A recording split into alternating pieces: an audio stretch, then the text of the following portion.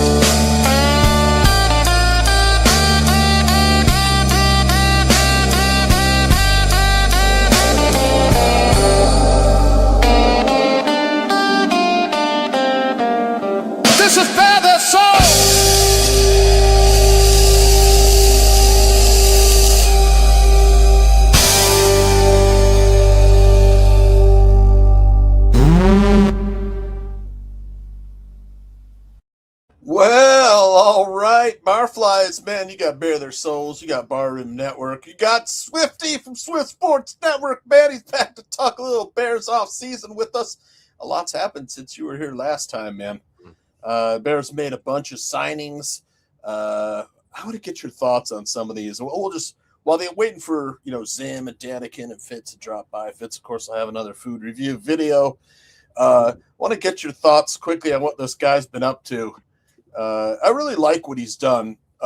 Swifty, with our cap situation, he kind of went younger, faster players who didn't demand outrageous contracts, and then he's relying on his coaches to coach him up, develop players and players that fit the systems. We all know great drafting is how your teams survive in the long run. You replace aging, expensive players with cheaper, younger talent. And if you can trade some players for value before they get too old, you can manage your salary cap effectively. Since you were here last, I think we traded DJ Moore. Oh yeah. Yeah, so I believe wasn't I talking to them about how that was our discussion. I was saying we were going to trade DJ Moore. Yeah. And they were saying, nah, you don't trade DJ Moore. For weeks, I brought the damn topic up so much because I thought with his salary cap hit, it was just unmanageable. They didn't have any flexibility with some giant contracts. And like you said, we had to keep bringing it up because they did the same. They had to get that contract. I think he got, a second round pick. He had to give up a fifth-round pick. In essence, he moved up 100 spots in the draft for DJ Moore. He traded pick 105 for pick, 60. Yeah. Moved up 100 spots or so. But and then they released Tremaine Edmonds, which saved the Bears $15 million in cap space. And with that cap space, they signed two starters. DeMarco Jackson for $3.75 million, and man, a great signing in Devin Bush. Give me your thoughts on Devin Bush real quick. 3 years, $30 million, a bargain. The guys, we definitely got faster on the back seven. I really like Devin Bush coming out of Michigan. I thought he was a solid playmaking linebacker, and he kind of started off his career slow. But the last couple of years, he's been one of the better linebackers in football, coverage-wise, coming up and playing the run. He is a little bit sporadic with what kind of angles he takes. He doesn't second guess. He basically attacks the hole, and sometimes he'll miss. He'll attack the wrong hole and create a lane, but he doesn't stand there and question himself. He trusts his instincts and he plays fast. That's a big difference to Tremaine Edmonds, a guy who tests fast and has the athletic ability, but oftentimes it was like he second guessed what he was seeing with his eyes. He didn't trust his eyes. So a lot of times you'd see him just standing there looking like he's stuck in sand, or playing slow because he didn't have the instincts. And Devin Bush, he does, and he's a guy who plays really fast, graded out as one of the better cover linebackers in football the last 2 years. And if you look at last year, the top two graded linebackers in coverage were DeMarco Jackson and Devin Bush, and we got them both. So, folks, this is why you get Swifty. This is why we have Swifty on, guys. You get stuff like this. The two best cover linebackers in football, both Chicago Bears now. So that's one thing where we should get better at covering people in the secondary. And then we also, to go with that, I don't want to spill the beans on Kobe Bryant, but he was as far as the safety playing all 17 games, highest graded cover safety in football as well. He came in second overall because of Jacksonville safety guy who I don't even know his name. Only had like 10 starts, but graded out higher. But Kobe Bryant, I think, was the best signing of the offseason. Yeah. I love this guy, man. I love the signing, too. Former Jim Thorpe Award winner in college out of Cincinnati. Playmaking. Played in that same secondary in Cincinnati with Brian Cook, the Chiefs safety, who signed, I forget, where did he sign? Cincinnati? And then I believe so. Sauce Gardner as well. And Sauce Gardner. I was going to say Sauce Gardner. Still secondary, man. I remember watching that tape on them. Whew. Yeah. Yep. And we mentioned DeMarco Jackson. He gets 2 years, $7.5 million. Really came on and played well. New Dennis Allen system from New Orleans. Follow Dennis Allen here from the Saints. And then, we mentioned the linebackers and the safeties. We'll still have TJ Edwards, who's coming back from injury. Who do you think will be wearing the green dot there? Man, I honestly think it'll be Devin Bush. There's a chance it could be DeMarco Jackson just because of his familiarity with the system, but it's definitely one of those two guys. I think they're our top two linebackers, and then Jack Sanborn is going to honestly probably challenge TJ Edwards for that third spot and try to be the Sam early on, especially with his special teams prowess. He's a guy who he's going to provide depth. You have it right there on the graphic. He's going to provide depth.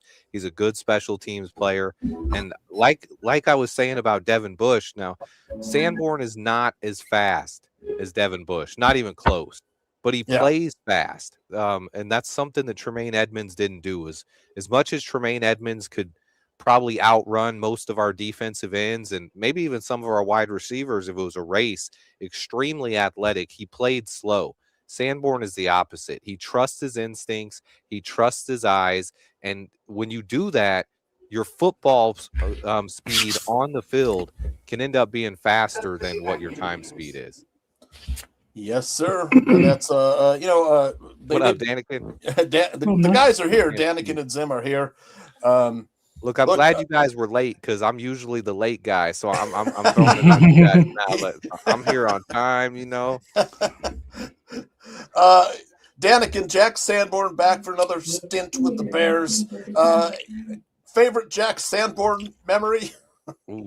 Man, it's just basically him being able to step in and do something when somebody was injured, and that's my basic memory of him. I know he's a fan favorite in Chicago, and everybody loves him and things like that. Yeah, local kid and all of that, and I think he's a really good player.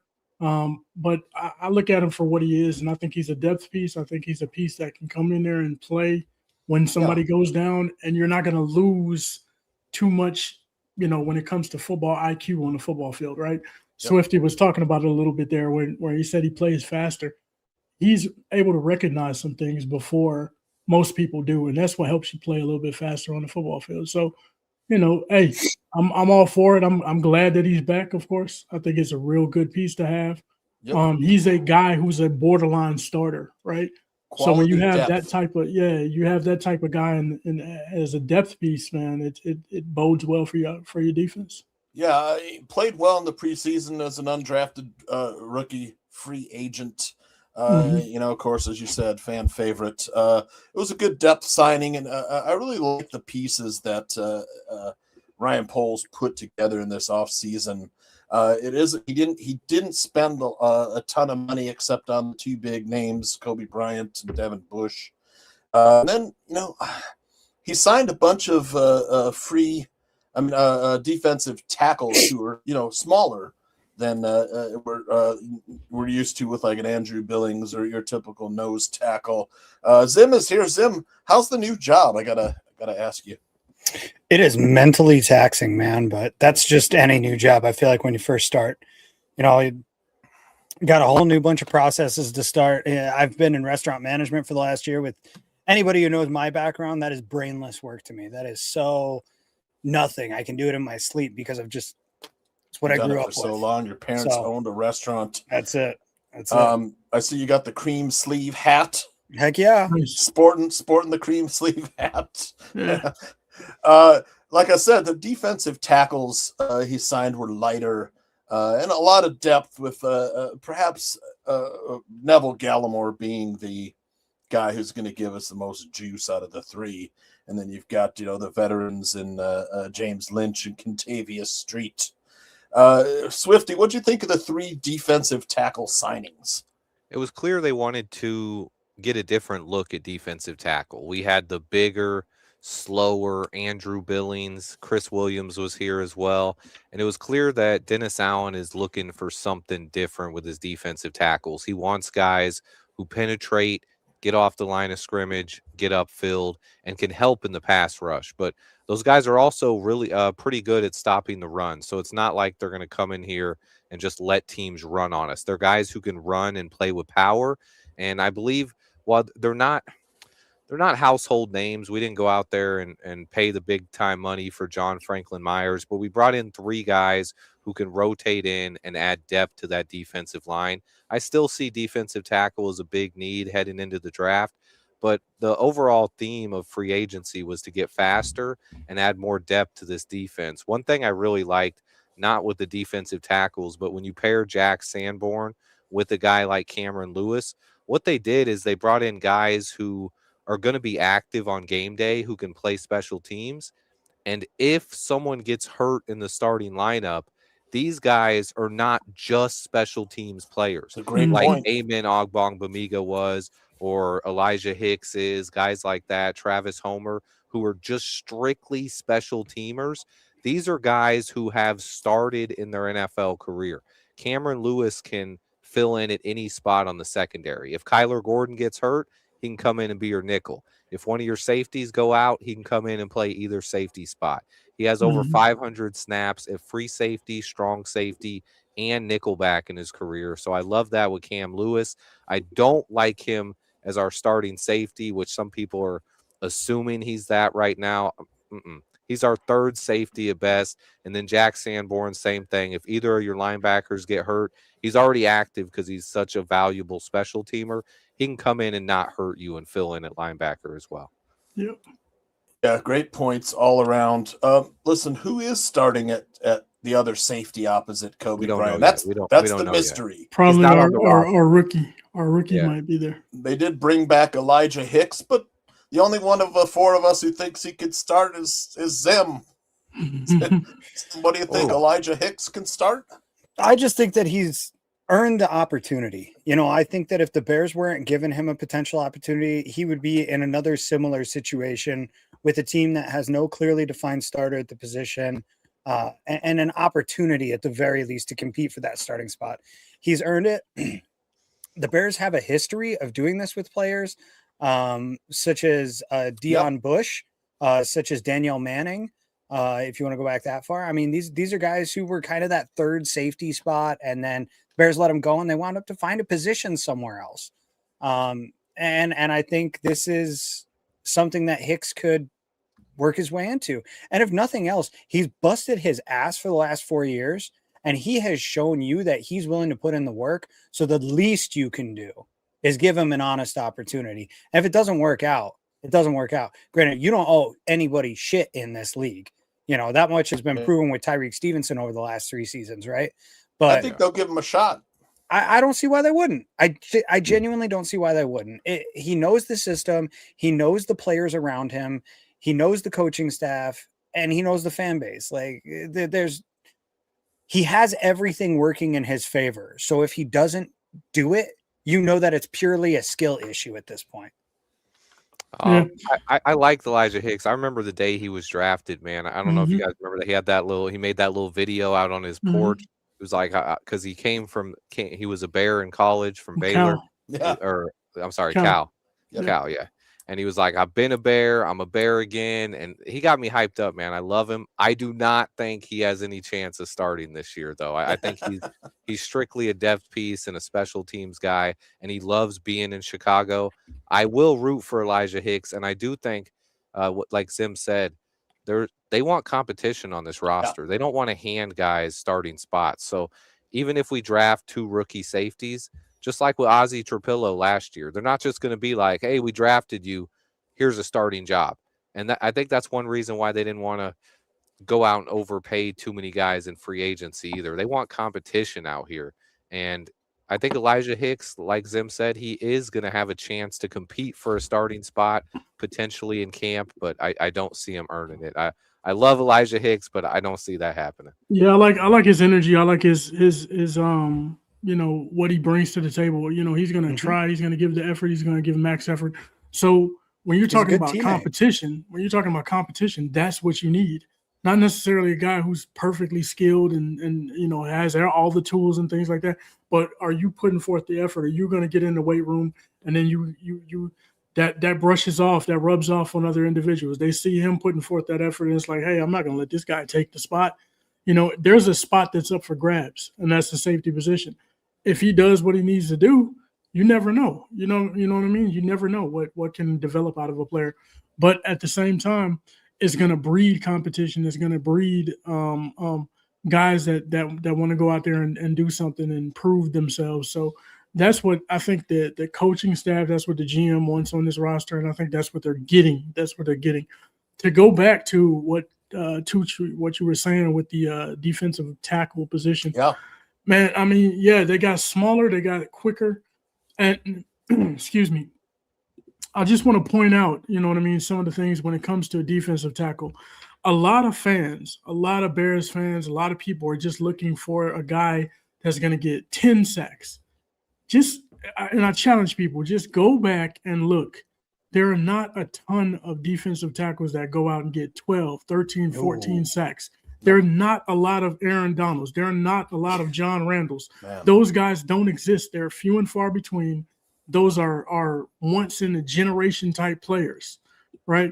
Defensive tackles, their responsibility on the football field is to clog up the middle, stop the run, get a push, not necessarily get to the quarterback and sack him, but get a push to where the quarterback can't step up in the pocket.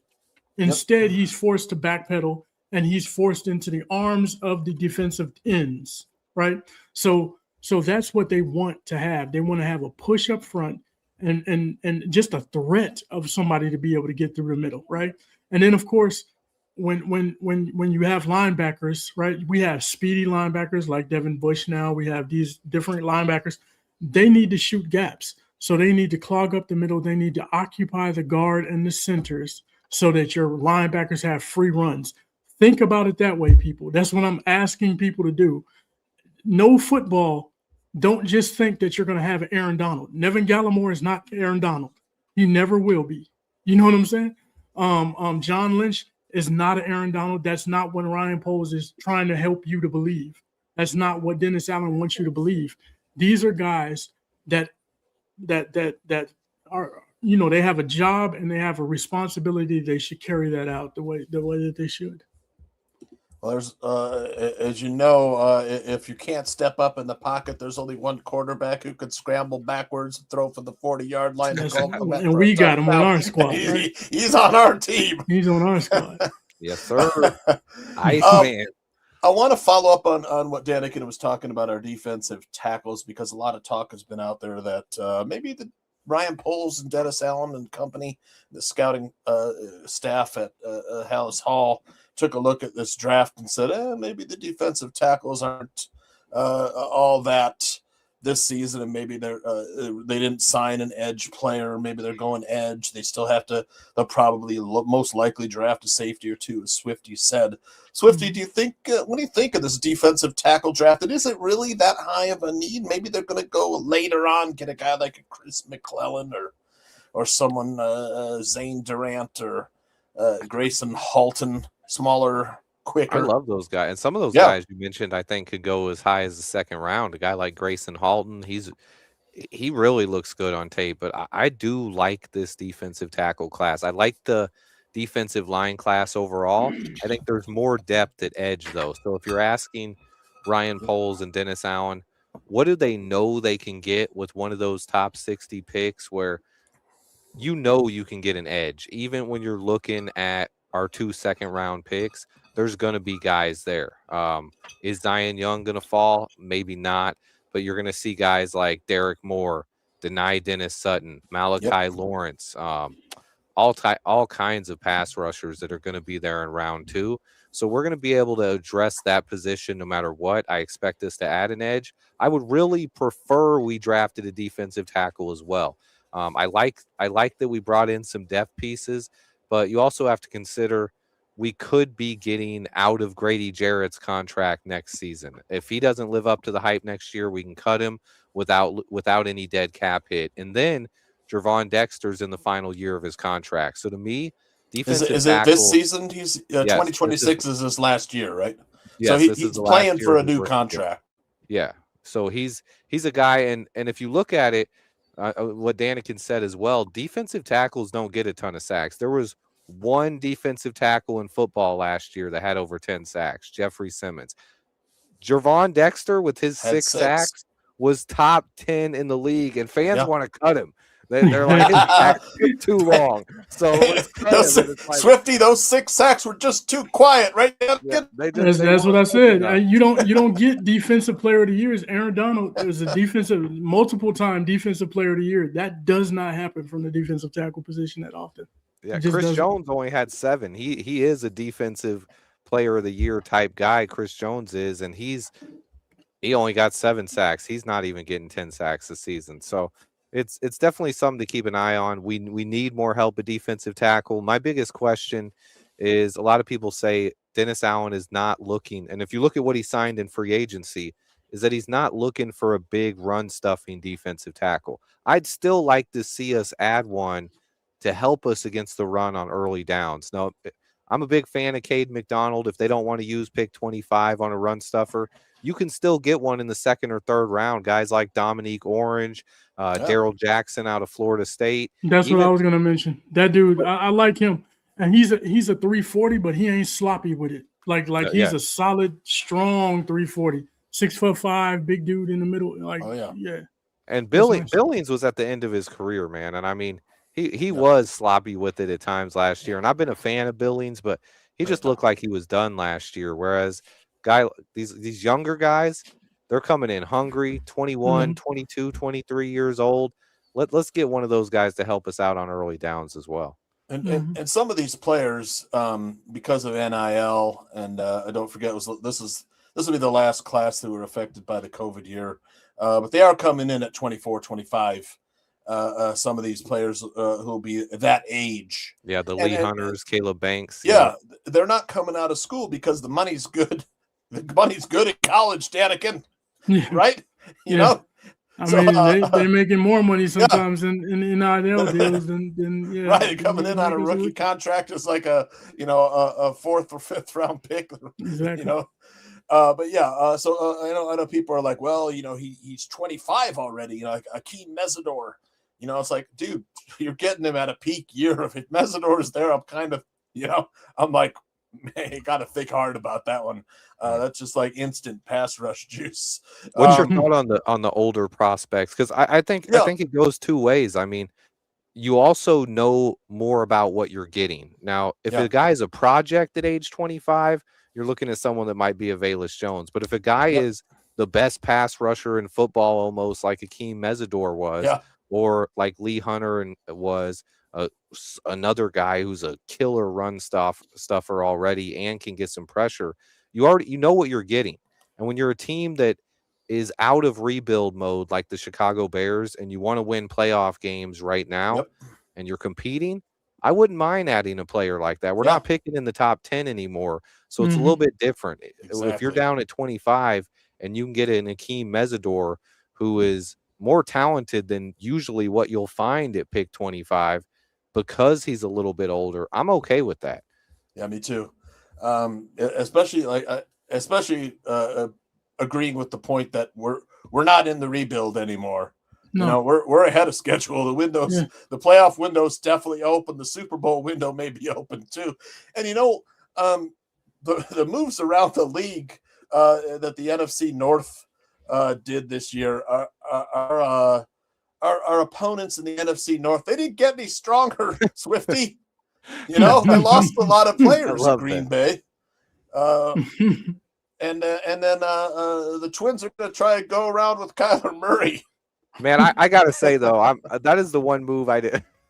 You got a little kid in there, man. I saw one where they showed there was a picture of Justin Jefferson, and it said a picture of JJ with his new quarterback. And if you look down at the bottom of the picture, you had Kyler Murray's head was at the bottom, looking like he was 2 feet tall. Look, I think Kyler is a legit quarterback. Now, he missed a lot of time this year. He's always had some social media stuff where people ragged on him because he played Call of Duty, and they say he doesn't take it seriously enough. He was put in a tough situation down there in Arizona, and he's still put up some monster numbers. I think with Kevin O'Connell and the weapons they have in Minnesota, you got Justin Jefferson, you got TJ Hawkinson, you got Jordan Addison, you got a pretty good offensive line. I honestly did not want that to happen. I was hoping that they brought back Kirk Cousins or something to challenge McCarthy. But I see a situation here where if Murray has a killer year, they could actually end up re-signing him long-term and moving on from J.J. McCarthy. And to me, that makes the Vikings better. I'm not terrified of them or think they're that worried, but I do think it makes them a better football team. Okay. You answered my question. You think you think Kyler will win that job? Danikin, Kyler Murray win the starting job in Minnesota? Yeah, I think he does. I think he wins it. You don't go get a younger guy if you're Minnesota unless you don't believe in JJ McCarthy at this point, right? I don't know if it's the injuries or they just have turned and said, hey, this is not what we want, at quarterback. But you could argue that they're trying to light a fire on him, but Kyler Murray's too accomplished, and he's been a starting quarterback, and so on and so forth. He's got accolades that would warrant him getting a serious look at that position. So I think he probably wins the job. JJ is, maybe a developmental piece at this point. At this point in time for them. I've never been a JJ McCarthy fan, man. He's one of those guys. Fitz. What's up, Fitz? How you doing, Swifty? Fitz Good, man. is here. We'll get to his food review in a little bit. We were just saying we didn't like JJ McCarthy and talking about how the Vikings got Kyler Murray. So can I pile in on this? Yeah. I just never understood how he got drafted so high. I mean, they had 3 years of tape on the guy. Nobody said boo about him, and then he has a good game in the national championship and a good combine, and he's made himself a lot of money. They took him over Bo Nix as well, man. Yeah. That's what happens, though. I mean, this is what happens. You know what I mean? It's not easy. You want to take chances sometimes, and a lot of these guys do that because you can find a diamond in the rough. You know what I mean? You can be the smartest guy in the room if you see it happening this year. You know what I mean? Where guys get thrown into the picture and they're really not worthy of it. I think JJ had a skill set, but he was so underdeveloped at Michigan because all they did was run the ball. That's all they did. You didn't see a ton of tape on him because there really was no tape. You know what I mean? Jim Harbaugh ran the ball, pound the ball, ground and pound, and that's all they did. You know what I mean? I think that's why Colston Loveland was slept on as well because there wasn't a ton of tape. He showed out when he got the ball thrown his way in Michigan, but he didn't have massive numbers there because they just didn't throw the ball that often. They really didn't. And you see it all the time. Quarterbacks get pushed up draft boards. Teams are always looking for franchise quarterbacks. And to be honest, right now it's probably the closest we've ever had to the amount of franchise quarterbacks. There's usually about 10 to 12 in the NFL, and you got 20 teams without a real franchise quarterback. I think right now there's maybe 20 plus franchise quarterbacks, but the teams that don't have them are going to continue looking for quarterbacks. And that's why you see Ty Simpson getting mocked in the first round this year. But it's happened in the past almost every year, man. You got guys like Trey Lance, who gets pushed up the draft board, Josh Rosen, EJ Manuel, Johnny Manziel, Christian Ponder. You can just name guys all Zach day. Wilson. Zach Wilson was man. I did Major. think Zach Wilson had a lot of skills, but he didn't look like a number 2 pick in that draft at all to me. No. Mitch Trubisky. Oh, Mitch. Oof. Now you're hitting. Now you're getting Where we personal live. with it. Let's talk about other teams taking quarterbacks high, not us. Come on now. I gotta call him like I see him, Swifty. We got Caleb now though, so it's all good. Swifty, Drew Dahlman's retirement it hit the fans by surprise. Man. Maybe caught the Bears by surprise a little bit, but they acted quickly and they signed they traded for Garrett Bradbury for the Patriots, which I think this was a really underrated move by Poles. He went out and got a veteran, to make the line calls and snap the ball to Caleb Williams and try and not have to go with a rookie center next year or someone that they're trying to convert that's already on the roster, perhaps a Luke Newman at center. Give me your thoughts on Garrett Bradbury. I think this was a really great start. Man, Great signing, great trade. First, I want to say the Drew Dahlman retirement caught me completely off guard. I was actually on the road heading home, had about an hour drive, and as soon as I get in my car and get on the road, it like Twitter starts blowing up. I'm like, what happened? I look, Drew Dahlman retires. I got to say that caught me so far off guard. If you guys would have told me, I honestly thought it was a prank for like the first 10 minutes. I was like, I was reading it from Schefter and I was like, I was double checking his @ I was like, you sure that's Adam Schefter? I was like, is this real? Because if you would have asked me the odds of that happening, he's 27 years old, just signed a 3-year deal. I thought there was almost no chance it could happen. Now, I understand it a little bit more afterwards. His dad was in the NFL. He knows the long-term effects. And honestly, it felt dirty. Here's my biggest thing, the reason why it hurts. Ryan Poles front-loaded his contract last year, right? Yeah. It was 3 years, $42 million, but he made almost half of that $42 million in his first season, $18 million last year. So he was going to be playing on a value contract the next 2 years going forward. Yep. But he looked at it as a guy who's like, his first 4 years in the NFL, he made about $4 million total on that rookie contract, right? Yep. Then he came out here, played in Chicago, made $18 million, and his wife is like, "You got $22 million, man. I think you should retire, honey. Bring your ass home. You're good." And he did, man. It just caught me off guard, but I'm with you. Kind of did the Bears dirty. Oh yeah, man. It did, but you gotta. I know a lot of people take it personally and they're getting mad at him and stuff. I'm not. I mean, he got his bread. He taught Caleb Williams a lot last year. I'm glad that Caleb got to work with him. And I actually think there's a chance here that Garrett Bradbury could be better than Dahlman. I was a big fan of Dahlman, but he struggled in pass protection mightily. And you're looking at Garrett game Bradbury. Against the Rams defensive line was rough. He was getting beat up out there. He was getting eaten up, man. He was getting beat up. But maybe he was concussed, I mean, playing center's like being in a car accident every week. It is. Yeah, and at center, a lot of people don't realize too. At center, you know what I mean. You don't have necessarily an assignment right away. Like if you're lining up at tackle, all right, I got this edge. I know where he's coming from. I know what he's. You know what I mean. And you know who you're. You pretty much. Now you got some different type of protection packages and things like that. Then it changes, of course. But for the most part, you know where the outside linebacker, the edge is my assignment here.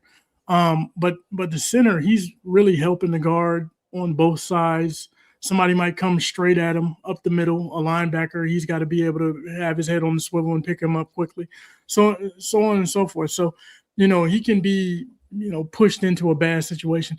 Dahlman, one thing I will say is, and I was upset that he, retired too, because it's like, man, we were searching for so long, 5, 6, 7, 8 years. I don't know how long it's been since we were looking for, we had the likes of Sam Mustipher and James Daniels played and so many different, situations, guys hiking the ball into their butt.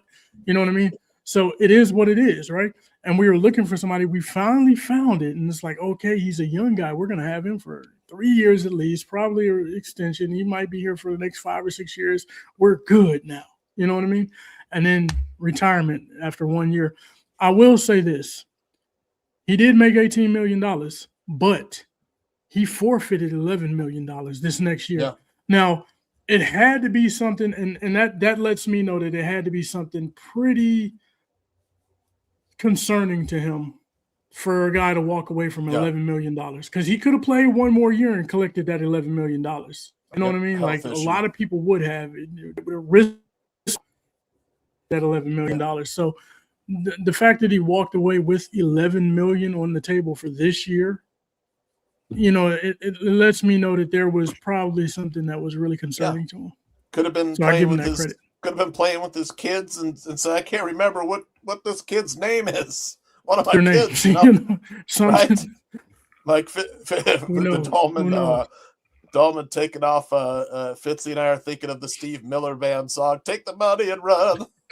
Yeah, we got to remember he was a smart guy and he went to Stanford, right? Yeah. And I've heard people say, man, he was on a 5-year plan the whole time, and a lot of people believe this might have been a plan of his from the very beginning. Getting to stay in the NFL, guys like that, man. Short amount of time as he could and get as much money as you can, and that might have been a good reason why he had his agent front load that deal. We never know. But I don't think Ryan Poles is getting enough credit here because, like Danikin said, 100%. We've been searching for a center since Olin Kreutz retired, and this move caught us all. It was like getting backhanded, man. It caught us by surprise. I don't think anyone could have predicted that we were going to wake up and Drew Dahlman retire, but he went out and found a center who was just good enough to lead it, to be on a Super Bowl team. He was a center for a Super Bowl team, working with another young quarterback from the same draft class, Drake May. Didn't give up a single sack. You're throwing up the stats at the perfect time. No penalties, no sacks allowed. And then, look, he's only 30 years old, right? He's 3 years older than Drew Dahlman. He can still play for the next 3 years. A lot of people seem to think just because he's on a 1-year contract that this is going to be his only year here. I have a the price is right. Something that could happen here, because look, who's the best offensive lineman on the Chicago Bears right now? Not named Darnell Wright. Joe Tooney. Joe Tooney. This guy was college roommates with Joe Tooney. If there's any reason you could get Joe Tooney to maybe play an extra year or two, I think having his buddy right next to him at center is something that could convince him to stay a little bit longer. So I love this three move. Guys on our offensive line that played in a Super Bowl, correct? With Jonah Jackson playing on the Rams? Yep. So the experience is there. It's a really underrated move. All of them played in about 10 Super Bowls last year, if you ask opponents. So that's right. Ask Packers fans, yeah. But Steven Zimmerman will agree with me that Ryan Poles correctly read the center market. You know, you look at all these crazy contracts, Tyler Linderbaum, and here we traded a 5th-round pick, which Poles will probably get back in this draft, Zim, if he trades back. To go out and trade something like that for a guy that you're not even sure was really on the market. Like, I mean, nobody really was talking about this. There were discussions of a lot of other potential free agents, and Poles just said, nah, they're going to want too much money. Let's go find something on the trade market, which we know he's not afraid to do. I mean, the question comes in now, is this going to be better than a Ryan Bates or a Coleman Shelton or, I mean, it almost certainly is, but at the same time, with his current track record of making trades, it's basically a coin toss. Either the Patriots just offloaded somebody terrible and they bamboozled us, or Garrett Bradbury is going to be a very solid starting center. He will then either sign an extension and stay in Chicago for a little while, or the Bears will draft somebody like Sam Hecht or somebody along those lines to back him up for this season, learn the system, and eventually usurp him and take that position next year. And as much as I don't like the idea of Caleb Williams being the franchise quarterback and taking snaps from 4 different centers in his first 4 years. If you have 4 years of instability in order to eventually have 10 years of stability, is it worth it in the end? Do the ends justify the means, and there's a lot of that in the NFL. It's always a gamble. It's always a risk. It's always something that you're going to be asking. But to circle back to the original point, yes, I think he read the room very well. He addressed a need that people didn't even know that he had. As Cliff in the chat points out, they've already got Luke Newman as somebody that's in their development line as well. Yep. But as a White Sox fan, let me tell you about how developmental players work out sometimes. Sometimes they don't. The Bears coaching staff, especially for the offensive line, is really good. Zim, coaching matters. What? Coaching. I have a counterpoint. I mean, I think Bradbury's a lot better than people think, man. I don't know if people don't remember him from his time with the Vikings, but he's been a solid starter in the NFL for a long time. I don't think he's just going to fall off a cliff at age 30. He's not a skill position player. Offensive linemen usually, especially smart ones, usually get better as they get into their early 30s. It's a position where it doesn't take a ton of athleticism and speed. It's more about technique and intelligence and working with the guys next to you. Football IQ. Playing next to Joe Tooney, those only help interior him out. guys. Oh, totally. I mean, when you pair a veteran like him with the guys that you have on the offensive line, it's less of a hole. You know what I mean? I would feel less comfortable going in there with a rookie trying to learn the system and learn everything and blah, blah, blah, so on and so forth. We have a young quarterback. Let him work with a guy who's, he's got some tread on the tires. You know what I mean? He's got some wear, you might say, on the tires, where he's been in some situations. He's gone to the Super Bowl. He's 105 games as a starter. I mean, that's a nice resume to have in front of you. And to line him up and call out protections for Caleb, those, I think that's just a good look instead of having a rookie go in there and try to do that.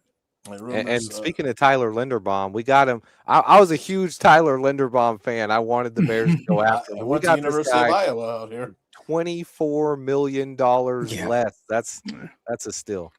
That's crazy. Hey, I know you're probably going to talk about it, but we got to talk about. I don't know if you guys did. No, you didn't. Probably not before, but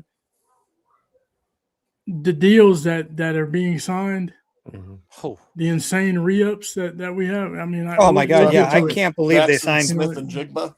PC AAA to $100 million and more. I mean, that's good. That's not a bad deal. I remember when we said the same thing about Eloy Jimenez. So, think about this. Y'all signed Benintendi for $85 million. $75 million. No, 85. He got $85 million.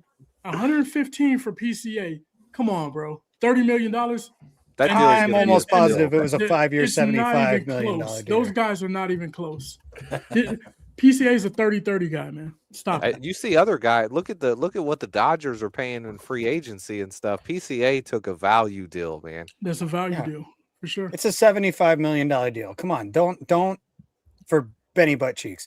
Don't it's still the biggest contract. Wasn't that the biggest contract? Biggest contract in White Sox history, yes. Which is like a pack of gum at Dodger Stadium. Yeah. Wow. I want to remind viewers that next week will be the start of April. We're starting draft content here at the Barroom, including Bear Their Souls. We'll start looking at draft picks for the Bears, draft priorities, and all that stuff. And if the Bears weren't scouting centers before Drew Dolman's retirement, they sure as heck been scouting him recently. Swifty. He said heck. Who do you like? He said sure as heck. He's kind of sure as heck forecasting there. Who do we like? I like this center class. It's a center class where there's nobody who will probably go in the first 2 rounds, but there's probably 7 or 8 centers you can get in the 3rd or 4th round, maybe even the 5th, who could end up being developmental long-term starters. It's a strong year for centers. We'll take a look at centers in our draft coverage too. While we're talking about the offensive line, he's back, Swifty.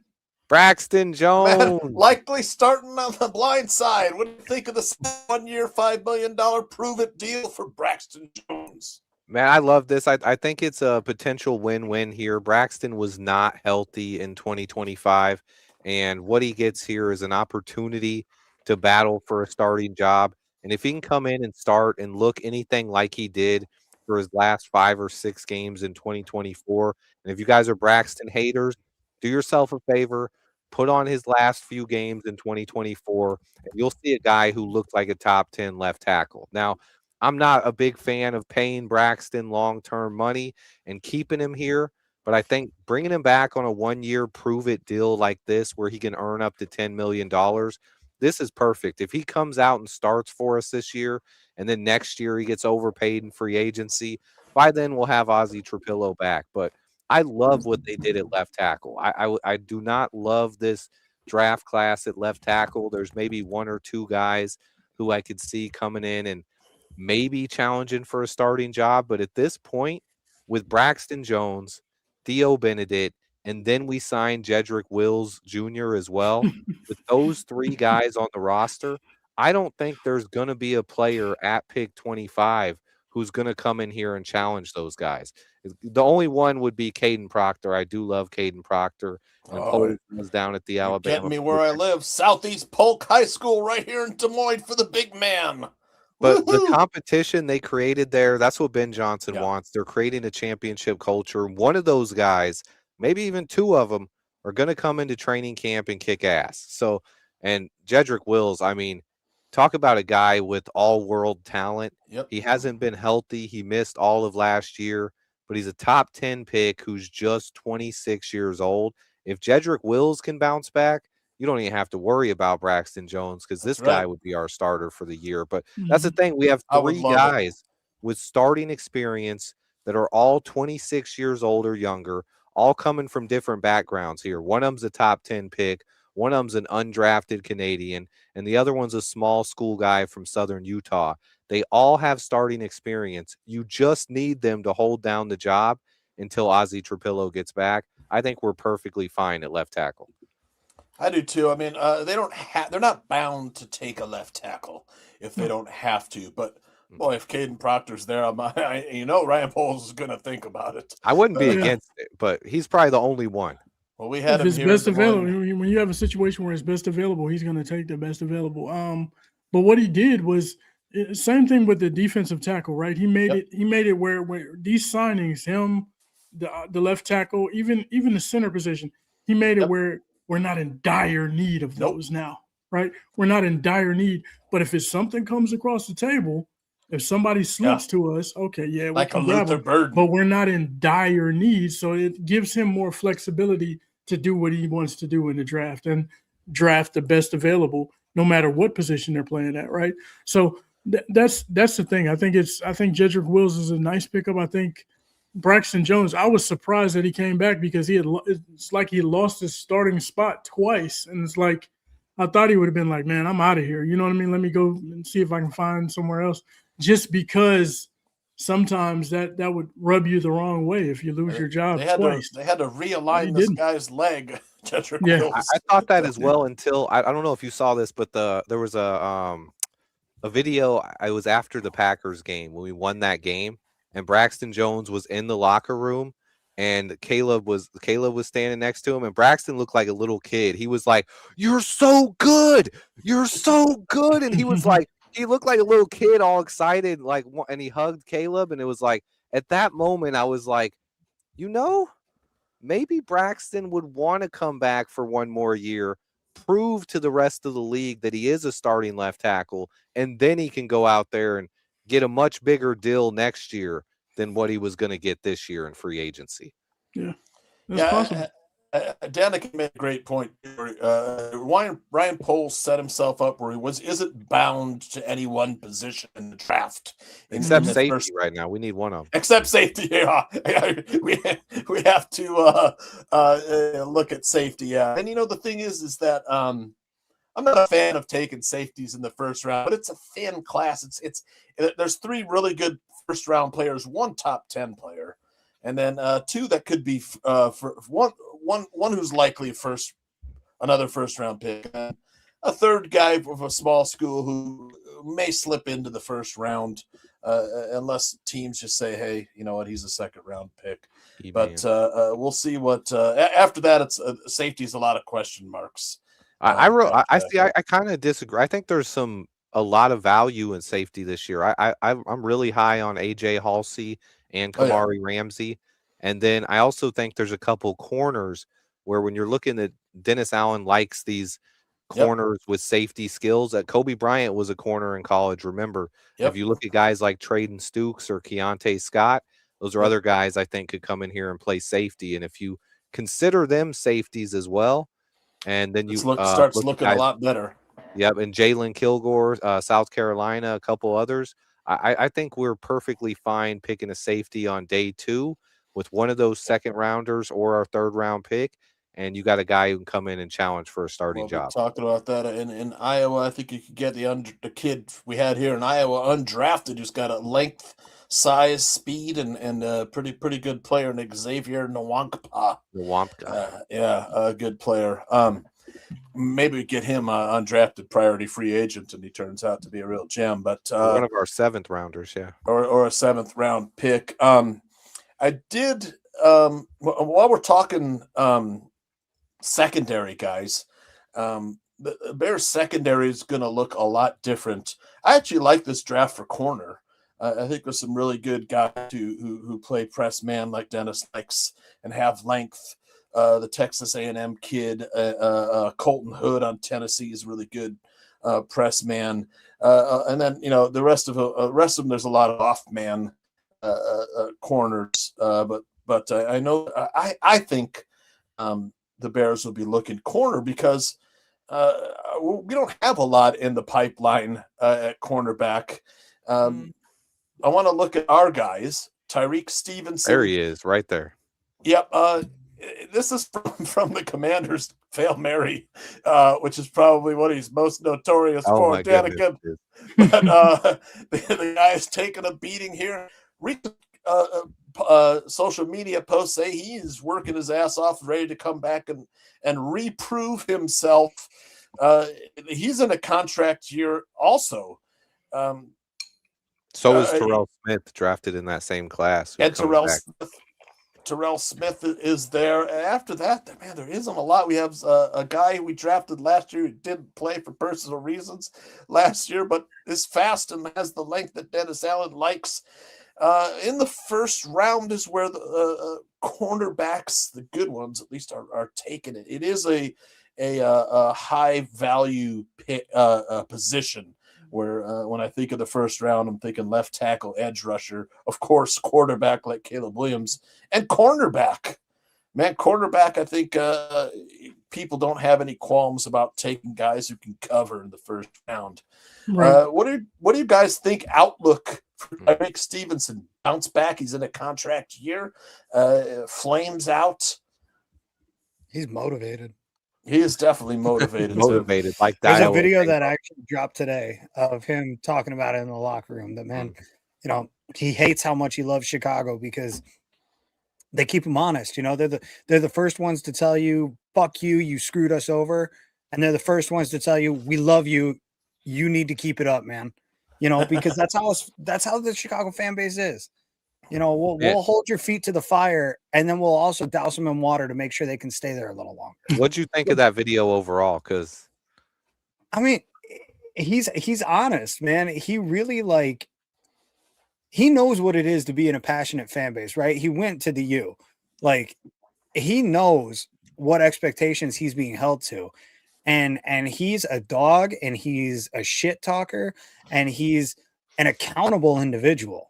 He is the first one to admit when he screws up too. So I like Tyreek. Yeah, I really like him. I think that truly, we make the joke about motivated Dio Odangbo. Mm-hmm. No, motivated Tyreek Stevenson, I think, is legit. And that's why, I don't think that corner is not a need for this team, in my opinion. You take flyers on rounds 5 through 7 on this current roster. You've got Zay Frazier. You've got Terrell Smith, who they were high on. Yeah, he's got his issues, but he can still play at least a replacement level. You've got If Smith Kyler is Gordon. healthy, I think he's a starter. I mean, I think he's that good. Possibly. But you got Johnson and Stevenson, who both have starting experience. You've got Smith, who's got starting experience. You got Jalen Jones, who is a quality number 4. You've got Josh Blackwell. And Josh Blackwell, who's, he's a primary special teams guy, but just like Sherrick McManus, he can play the position, you know? And then you've got your corner on lock, or rather your nickel on lock with Kyler Gordon and Cam Lewis, who, don't forget, they signed this offseason as well. I mean, and if do we have room to sign Tyreek to a big contract? Probably not, but you have room to sign him to a medium contract. I think we have unlimited flexibility next season, with especially if we cut Dio Odengbo and Grady Jarrett, we'd have over 100 million. But that was the one part that rubbed me wrong about that Tyreek. His message is that he's motivated by the money, and I know everybody's motivated by money a little bit.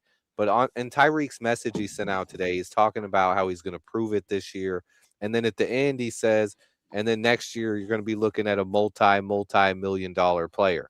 And I'm like, so is he more motivated this year because he wants to get that big contract? So it actually, and I'm not trying to hate on Tyreek because I love him. I'm a huge fan, and I think that's one reason the Bears aren't going to draft a corner high is because they have Tyreek Stevenson, they have Kyler Gordon, they have Jalen Johnson. Those are your starters. And if someone's going to challenge Tyreek for that starting job, it's going to be Terrell Smith, who looked like a lockdown corner in training camp last year before he got hurt.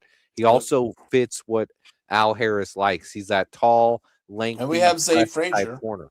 Yeah, and so is Zay Frazier, who it was a guy that Al Harris handpicked last year in the draft. Now, we can't count on him, but I think with all those guys on the roster, and if you draft somebody, that means you're probably going to have to cut a guy like Jalen Jones or Josh Blackwell. So I think we're good at corner, but I am. Would you be surprised if they took one, if one fell? Not if he not. I think there's a lot of corners that have safety versatility, and if you're a guy who can play anywhere in the secondary, Dennis Allen likes being able to move guys around, and we also have, but with both T. Smitty and Tyreek in the last year of their contract, and then Jalen Johnson and Kyler Gordon were both banged up and missed most of last year. Maybe there's a question there where they want to bring in another healthy body, but I don't think it's a big need at all. But what are your guys' thoughts on Tyreek and the money? Do you think that plays anything into this, or no? I don't mind it at all, man. I mean, all these players are, he's honest. All of these guys are motivated by the money, man. Yep. You know what I mean? You gotta you want to play good, you want to earn a contract, you want to get paid. You know what I mean? Ain't nobody looking to play for free. You gotta like him hungry in this contract year. He's money motivated. As long as he don't lay down afterwards. And here's where I would if he lays down afterwards, after he gets paid, then we got a problem. But I don't think he's that type of player either, because I believe that you saw in his first few years that he's dedicated. You know what I mean? Yeah, he lost train. You know what I mean? What happened in Washington happened. It is what it is. I'm not going to beat him up for that forever. No. And like I said, when it happened, the problem is the coaching staff. Because if everybody in the stands saw it and all these people saw it, you had a timeout. You could have called a timeout. Got him off the field. Right. Where was Eberflus? Where was the guy in the sky? Where were the guys in the booth? All of that stuff. They could have easily got him off the field if he was not paying attention to the game. And even when that happened, he was out of position. But he's the guy that got his hand on the ball, surprisingly. I don't know how it happened, but he ended up being the one that got over there to get his hand on the ball. The problem so if he was focused, maybe he would have intercepted it. You never know. Yeah, he was supposed to be, according to what we heard, he was supposed to be the guy in the back of the end zone, though, not the guy going up and tipping the ball. Right.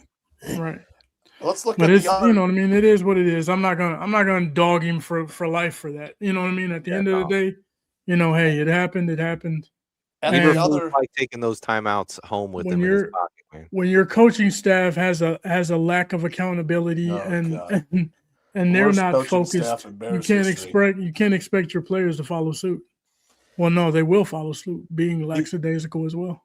The opposite Tyreek Stevenson, Jalen Johnson tore his groin muscle early last season before, and it didn't quite. Only appeared in 7 games, 17 tackles and an interception. Like Tyreek Stevenson, a second-round pick in the 50s. His cap hit is also high, Swifty. It's just below what DJ Moore was making for this year and the next year. He's got something to prove also, wouldn't you say? Yeah, but the difference is, JJ, if he comes back at 100%, he makes this defense a lot better. And unlike wide receiver and pass catchers, where we just invested in Rome Odunze, top 10 pick, Colston Loveland, top 10 pick, and Luther Burden fell to us, we don't have that kind of talent waiting behind JJ. There's no one that's going to step up on a rookie deal for the next 4 years and be a lockdown corner. Zay Frazier doesn't have that in, and we don't even know if the guy's going to show up to camp. So JJ is a big part of this defense. And if him and Kyler Gordon are healthy, our defense is a lot better than it was last year, regardless of losing 4 starters in the secondary. Mm-hmm. They will make a big difference. All right. Well, let's not forget, too, when it comes to the secondary, it goes hand in hand with the pass rush. It goes hand in hand with the defensive line, right? If the defensive line is able to provide some pressure, it makes their job a little bit easier because they don't have to cover for so long, number one. And then the ball will be put in harm's way many times, right? Because you're getting after the quarterback, you speed up his process, and he has to throw the ball at the inopportune of times, or not when he wants to, or force the issue sometimes. And that's when the Bears can kind of take advantage of that stuff. So, man, it goes hand in hand. If they focus some attention to the defensive line this year, they're going to continue doing that in the draft, I'm sure. If that gets solidified, that's going to make those guys on the back end much better. Danikin, you gave me the perfect segue too, because I want to talk a little bit about the Bears and their pass rush situation, because Ryan Poles, he restrained himself and didn't sign a big contract for Trey Hendrickson. I forget, where did Trey Hendrickson sign? Baltimore. Signed in Baltimore. That's right. Yeah, signed in Baltimore, right? Because of the Max Crosby. They were supposed to sign both of them, they said, but Max Crosby trade falls through, and the price. We'll get to Max Crosby. The price is high, of course, but the free agent market is interesting to me. There's some mercenaries. I want to get your guys' thoughts on some of these free agent pass rushers, what it's looking like to get guys without spending a draft pick. And then we'll get into the guys with draft picks. So the first are a couple mercenaries from the Cowboys. You got Jadeveon Clowney, 13 games last season, 8.5 sacks. He's a 12-year veteran. He'll be 33 years this season. 6'5", 265, has the length and the size that Dennis Allen likes. An estimated salary, you could maybe have him for $5 to $8 million. All right, who wants to talk about Jadeveon Clowney on the Bears? I can't believe he's been in the league 12 years. Yeah, 12 years of football, all because of one good hit in college. And never had a 10-sack season in those 12 years. It's crazy. It just seems like we've always been waiting for him to become, Lawrence Taylor or something like that. You know what? I'll say it. This could be the year. This could be the year that he finally hits that potential. $5 million. Is it going to be with the Bears? $5 to $8 million. Bargain price. This guy will get a deal about 4 games into the season when somebody suffers a catastrophic injury to their edge rusher and suddenly realizes they need somebody. Or Green Bay realizes that without Micah Parsons, their defense is garbage and they need something there. Like, that's where I would genuinely expect him to end up, is someplace like Green Bay. Well, the Cowboys traded Micah Parsons. They filled Micah Parsons' role with Jadeveon Clowney and his line mate, Dante Fowler, an 11-year veteran. 6'3", 261, 17 games, only had 3 sacks, but it could be had for around $4 to $6 million. An 11-year veteran will be 32. Be interested in Dante Fowler on the Bears? Has Dante Fowler ever had a good season? Like I mean, a genuinely good season. Yeah, not has. a season where he's just playing cleanup for everybody else and inflating his stats, but like an actually good season. When he was with Jacksonville, I think he had a decent season. But that's he did with the Rams in 2019. He had 11 and a half sacks. He was good. He was playing cleanup. It doesn't matter. Go watch the tape. He's playing cleanup. He had 10 and a half in 2024 with the Commanders too. I like Dante Fowler to me just because I went to the draft the year he was drafted. It was in Chicago, and that was unfortunately that's the year we took Kevin White. But I wanted Dante Fowler Jr. so bad. I thought he was going to be a stud. Kevin White. Let's not talk about Mitch Trubisky. Mitch Trubisky to Kevin White. Hail Mary. Oh my God. Falling short. All right, another guy who's been a mercenary for a long time. Von Miller was on the Commanders last year. Yeah, 17 games, 9 sacks. Could still rush the passer. Danikin. He's a 15-year veteran, though. There's a lot of miles. He's going to be 36. A little bit smaller than you like, 6'3", 250. But, man, $5 to $6 million for a guy that's always been able to rush the passer. They say he's too small, right? But who was the head coach of the or who was the defensive coordinator of the Broncos the year they drafted Von Miller? It was Dennis Allen. Dennis Allen. And I think Von Miller is one of those guys who would actually be a perfect fit because you don't want a guy to come in and start because that's going to take reps away from Austin Booker. What you want is a guy who can come in, get after the quarterback on third downs. That is what Von Miller is. Yep. So I wouldn't be against this. I would actually be pretty happy if we could get a Von Miller for $5 to $6 million. I would too. Another guy, speaking of Dennis Allen's guys, Cam Jordan, there he man. is. This guy Cam Jordan. He's built like a monster, Danikin. This guy, I wouldn't want to meet him in an alley in the dark. No. He's a He had monster. 10.5 sacks last year. Yeah, the quietest 10.5 sack season. He does it every year. He's consistent, bro. He's consistent. Very consistent, man. 37 though. Yeah, 10.5 sacks. Is a 15-year veteran. He's going to cost you a little bit more, maybe 8 to 10 million. He's probably going to hold out for 10 million plus. Who would you guys be unhappy with a Cam Jordan, man? This guy, he's just a monster. He's so big. I'll be honest with you. I wouldn't be unhappy with it, but I don't know if we want that. I just don't know if a 1-year mercenary. 1-year mercenary is cool, man. But when has it ever really worked out? You know what I mean? To I just never see it really. The fruits of it never show themselves. But hey, it's if you're in a situation where you need to take a chance on the flyer or something like that, then so be it. But like I said, I'm still very, very high on Austin Booker. I still think that we have bodies that we can throw in there. I mean, Austin Booker, we're looking at guys and Von Miller, what do you have? 9.5? Somebody else had 6 or whatever it was. Austin Booker has 6 in how many games? How many games did he play? He had 4.5. 4.5. So 4.5 in how many games? 5, 6 games? Yeah, 5, 6 games. Yep. Yeah. So I mean, he's flirting with, and he had a couple of sacks taken away. You know what I mean? Yeah. So he's flirting with being really, really good on the edge. So I want to see him develop. And I don't want to sign somebody that's going to take a lot of snaps away from him. I think Cam Jordan would take too many snaps away from him. It would start his development. I don't think Cam would take too many snaps away from him at age 37. I think he's similar to Von Miller. One way where I think he could actually help Booker is Cam Jordan is legit against the run, and he gets sacks while playing against the run. So he's a guy who you could substitute in early downs at times for Austin Booker, and then let Austin Booker come in fresh on those third downs passing situations. And I think Booker would end up with 10 sacks this year. I also think Booker can learn from a guy like Cam Jordan. I think he can too. I just feel like if you got a guy as accomplished as Cam Jordan sitting on the sideline and Austin Booker struggles just a little bit, how quick do you look over there and say, man, we got Cam Jordan. He had 10.5 sacks last year. Why are we not playing him more often? But see, You know that what I mean? I think that's where people I miss just out feel like on. that's what happens. Look at Dennis Allen's defense, though.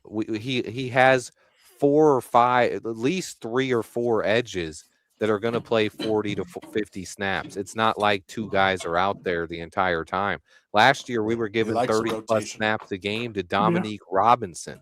So that's where those snaps are coming from. It's not, it doesn't necessarily have to come from Austin Booker. He likes to rotate guys and keep guys fresh. And also, especially during long drives where we don't get a 3 and out. If they're driving down the field, whoever our starting defensive ends are, they get tired after giving up a couple first downs, and other guys have to rotate in. So I don't think Cameron Jordan would severely cut into Austin Booker's snaps, maybe a couple a game, but he's not going to be a reason why Austin Booker's on the bench. And I think Austin Booker, who's not getting ran at for first and second down every time, is going to be fresher and probably more explosive when we need him as well. So I honestly think signing a guy like this could help Austin Booker develop and produce more. I agree. That's why he's up some there. Good. There's some good up there. There's some good. Definitely some good points. I would like them to bring one of these veterans in like they did with Grady Jarrett last year to kind of to be that kind of Case Keenum mentor to some of these guys. Last guy of these free agent pass rushers, Fitzy, we bring him back, Leonard Floyd. Oh my gosh.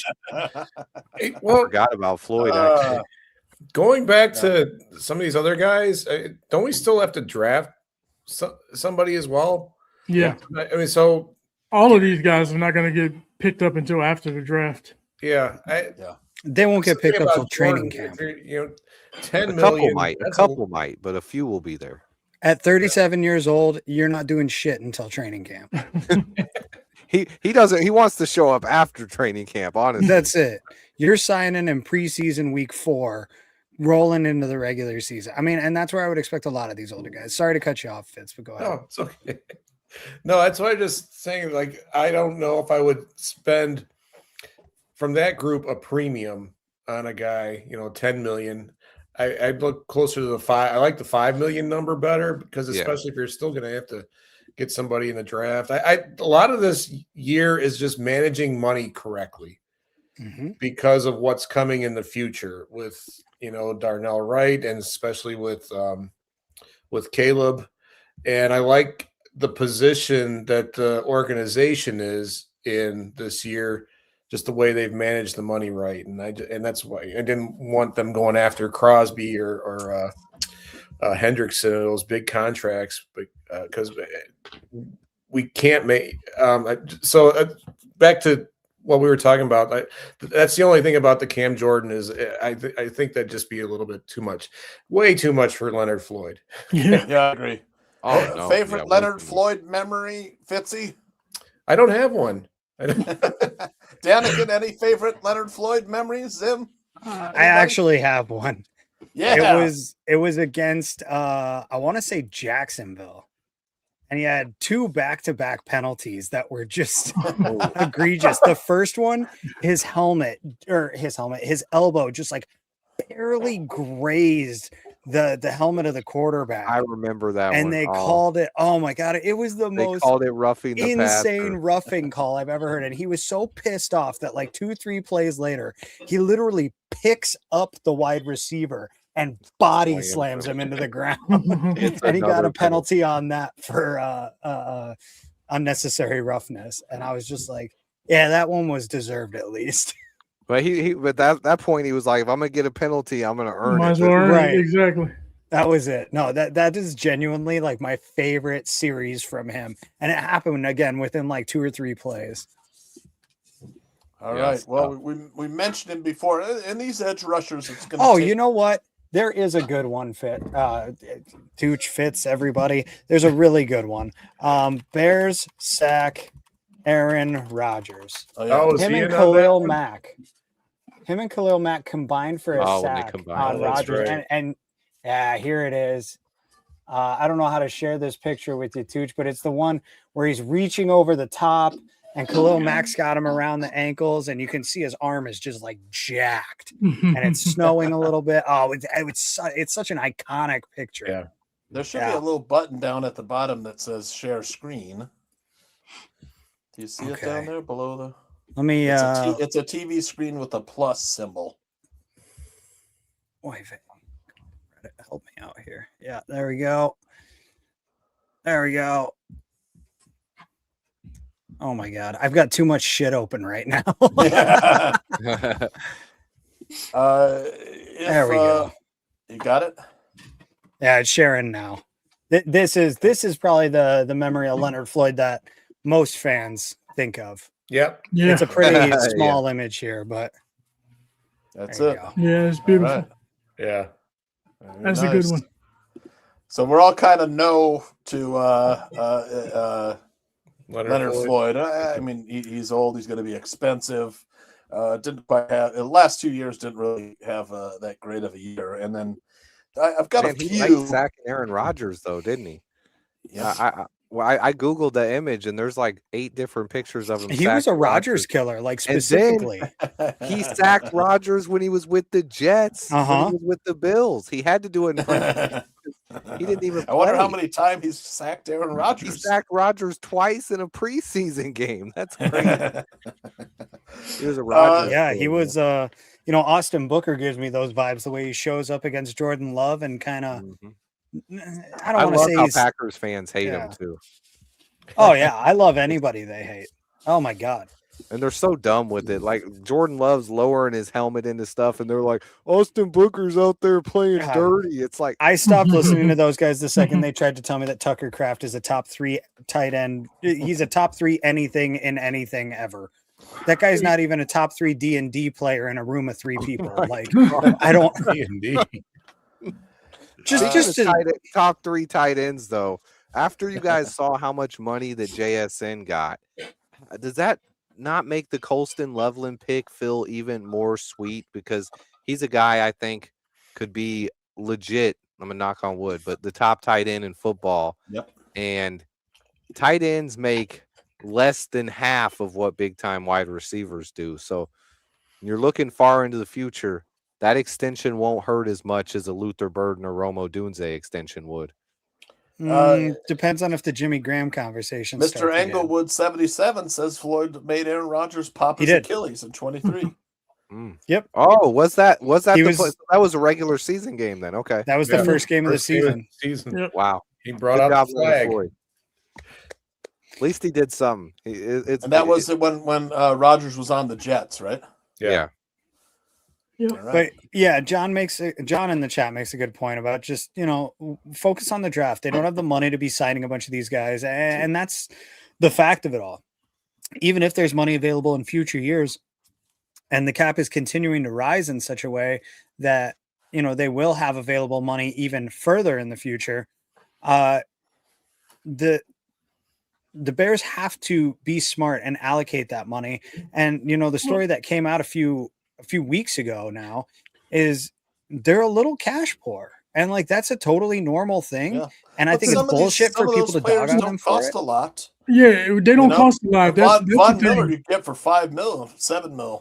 They don't cost a lot, and they're mercenary players. So you're not talking about future money. You're talking about money, right? They have, but you still have to free up that money, which pushes other money further down the line. But they have to. We're talking about, or you have to turn it into cash advances. We're talking about $5 million though. If you're cash poor and currently if they can't, you think they're that strapped? They can't afford to sign a guy. $5 million is what it costs to get a politician in Illinois to sign off on your plan. He was talking about cap. Schefter did confirm he was talking about cap space, not cash.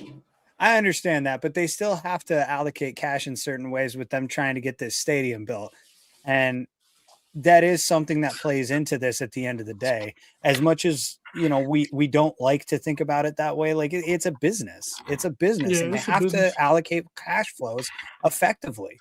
They can't just be spending money willy-nilly. $5 million would be easy to spend though. It's not gonna break them. I think they've saved plenty of money in different areas, and as long as it doesn't hurt your future money that you have available next year, the year after that. Mm-hmm. If you sign a guy that's a mercenary, so what, man? It is what it is. Shit. Take a flyer on a guy they for $5 million. To Indiana. Exactly. That's true. That's true. All right. Look, let me play devil's advocate with the edge and signing a mercenary edge rusher, because if the Bears and Ryan Poles believe that next year they're closer to, we were one game away from the Super Bowl. One more win and we would have made the Super Bowl, or two more wins, a win against the Rams, which we almost won.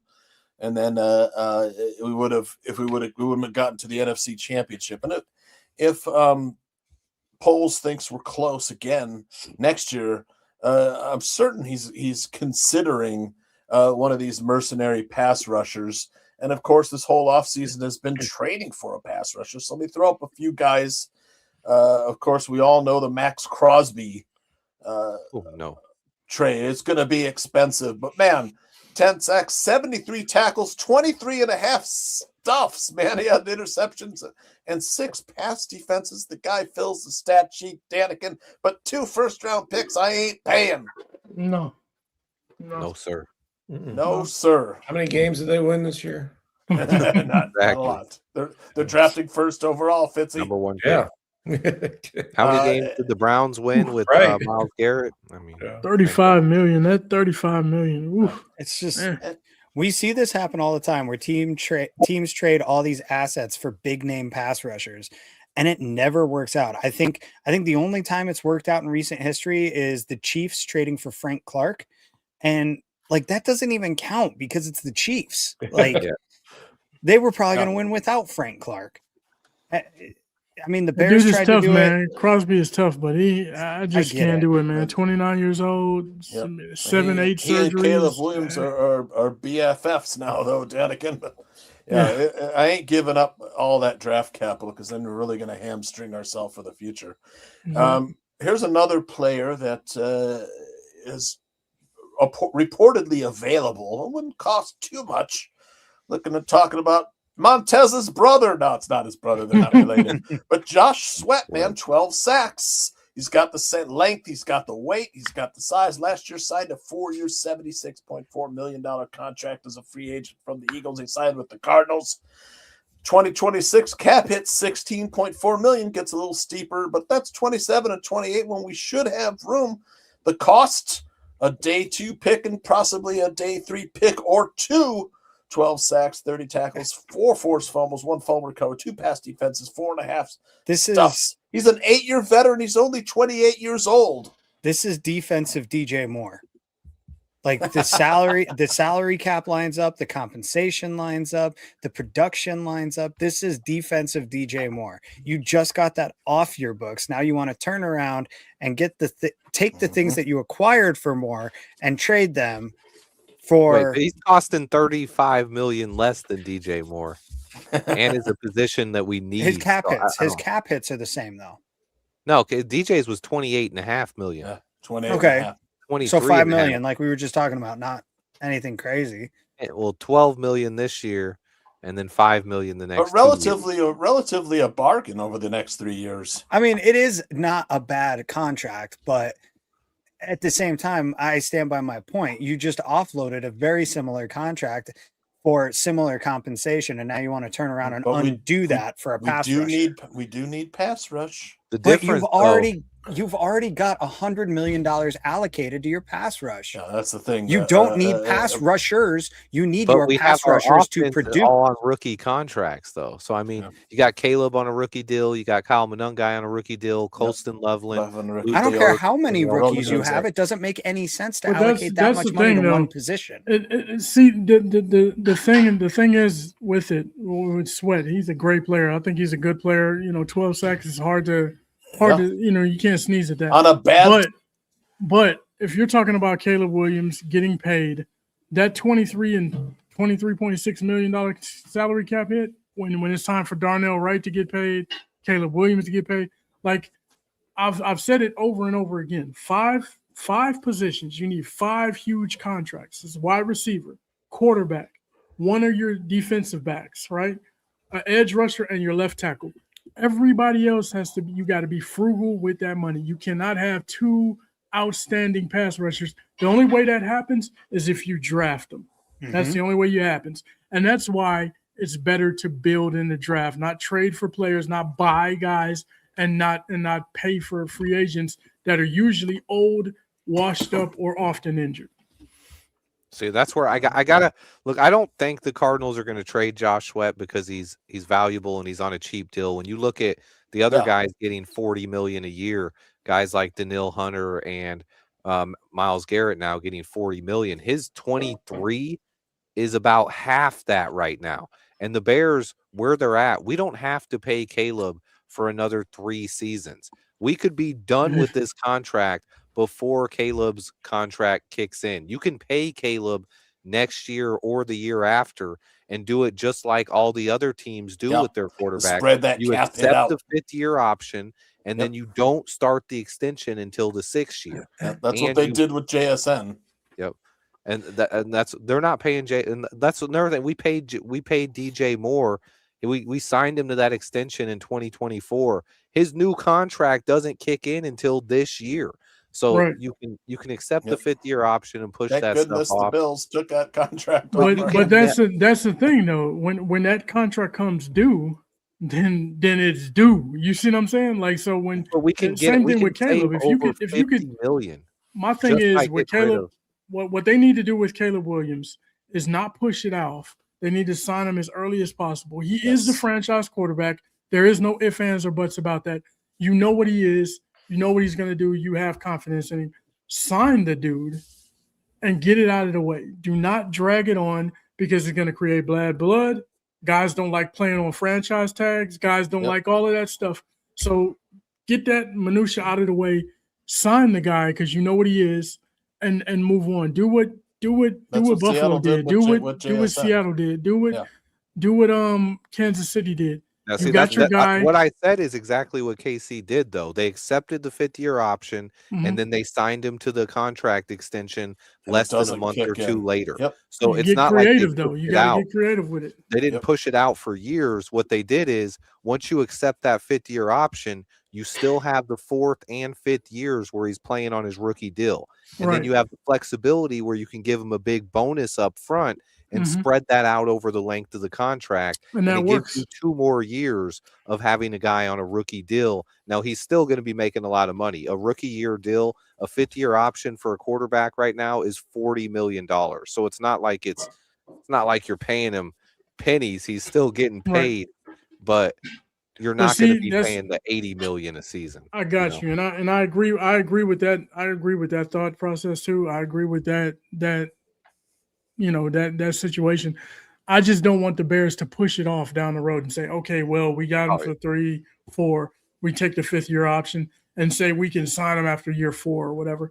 No, sign him early because then the contracts are just going to get higher and higher and higher. If you sign the guy early, sign him to a long-term deal and lock him up, it just works better. He'll be underpaid in 2 years if you do that. You know what I'm saying? By the time, like you said, after that 5th year, the 6th year, when the contract actually kicks in, it'll be people way ahead of him at that point. Several quarterbacks at that point. I always wonder if quarterback market is gonna slow down at some point because you got guys like Jared Goff making $80 million a season, and it's crazy. But I'm hoping we don't have to pay him $100 million a year. But the thing is, right now we can get out of Dio. I know you guys are talking. Zim was talking about how much we have put into quarterback or to the defensive line right now. The first $1 billion player predicted by ChatGPT. Swifty, the first $1 billion player. Man. That's not even. Caleb wait, Williams. Isn't it ChatGPT, not GBT? Yeah, What is ChatGPT? ChatGPT? Another guy that could be traded for a little less cost. Kayvon Thibodeau, you've heard the whispers. Had 10 games, 2.5 sacks. Could be a day 2 or day 3 pick. Cap hit 14.7. He's got the length. 25 years old. Only 25 years old. We'd have to pay him, though. That's the problem. We'd have to pay him. You could trade for – you'd be trading for him for 1 year. He's like a 1-year rental. Now, most of the time, guys like that, though, when they get traded, same when we traded for Montez Sweat, they want the new money. They want a new contract extension. So I don't see that as too likely. If we wanted to pay for a guy, we probably would have went out and signed one. But I will say you can never have enough pass rush, and the Bears can get out of Dio contract and Grady Jarrett's next year, that opens up $50 to $60 million. So a guy like Josh Sweat or anyone making 20 some million, I don't think that hurts us. When you can save 60 million, I don't think 23 million is going to hurt you. I don't think he's available. Here's another guy. This is the last one too before we get to Fitz's restaurant review. A dark horse, maybe nobody thought of, Nick Herbig. Oh, I thought he was going to say Joey Bosa. 7.5 sacks, 30 tackles. He's a 3-year vet. He's only 24, more of a linebacker, 6'2", 240, but he can get after the quarterback. Only a $3.8 million cap hit next year. Costs about a second-round pick plus a day 3 pick. But hey, like Kayvon Thibodeau, he's going to be looking for new paper. Any thoughts on Nick Herbig, the Steelers pass rusher? I liked Herbig coming out of college, man. I think he's a solid player. He's never started full-time, so you're kind of projecting a little bit there. He's played behind J.J. Watt, but he's good. He's more of a linebacker, too, so is he better suited for like a 3-4 or – you know what I mean? Like you gotta take that into consideration. Does he fit what Dennis Allen wants to do? I don't know him being that small pass rusher, you know, coming in. But. And if you got a designated pass rusher, then I think you would be overpaying for a guy. If you need to sign him to a contract and he's a designated pass rusher, that means he's not really good at setting the edge. He's not really good against the run. Those are I want a defensive tackle. Defensive end. Especially if I pay him. I want him to be able to do all of that on the football field. I don't need a one-trick pony. I don't need a specialist, a pass rushing specialist. And I expect the Bears to draft edge rusher in this draft, if not with their first-round pick, with their day 2 pick for sure. Edge rusher is fairly deep in this draft. There's some good players. And we'll get into draft talk in the coming weeks. When I used to work in the 200 West Jackson building, Fitz, so I'm really familiar with Luke's. Yeah. So if you guys are ready to talk a little Italian beef, we'll roll Fitz's restaurant review. Yeah. You're downtown and want good Italian beef? Well, just steps from the Wells Street L stop and in the heart of Chicago's Loop Financial District is Luke's at 215 West Jackson. For over 30 years, Luke's has been serving up one of Chicago's best signature sandwiches.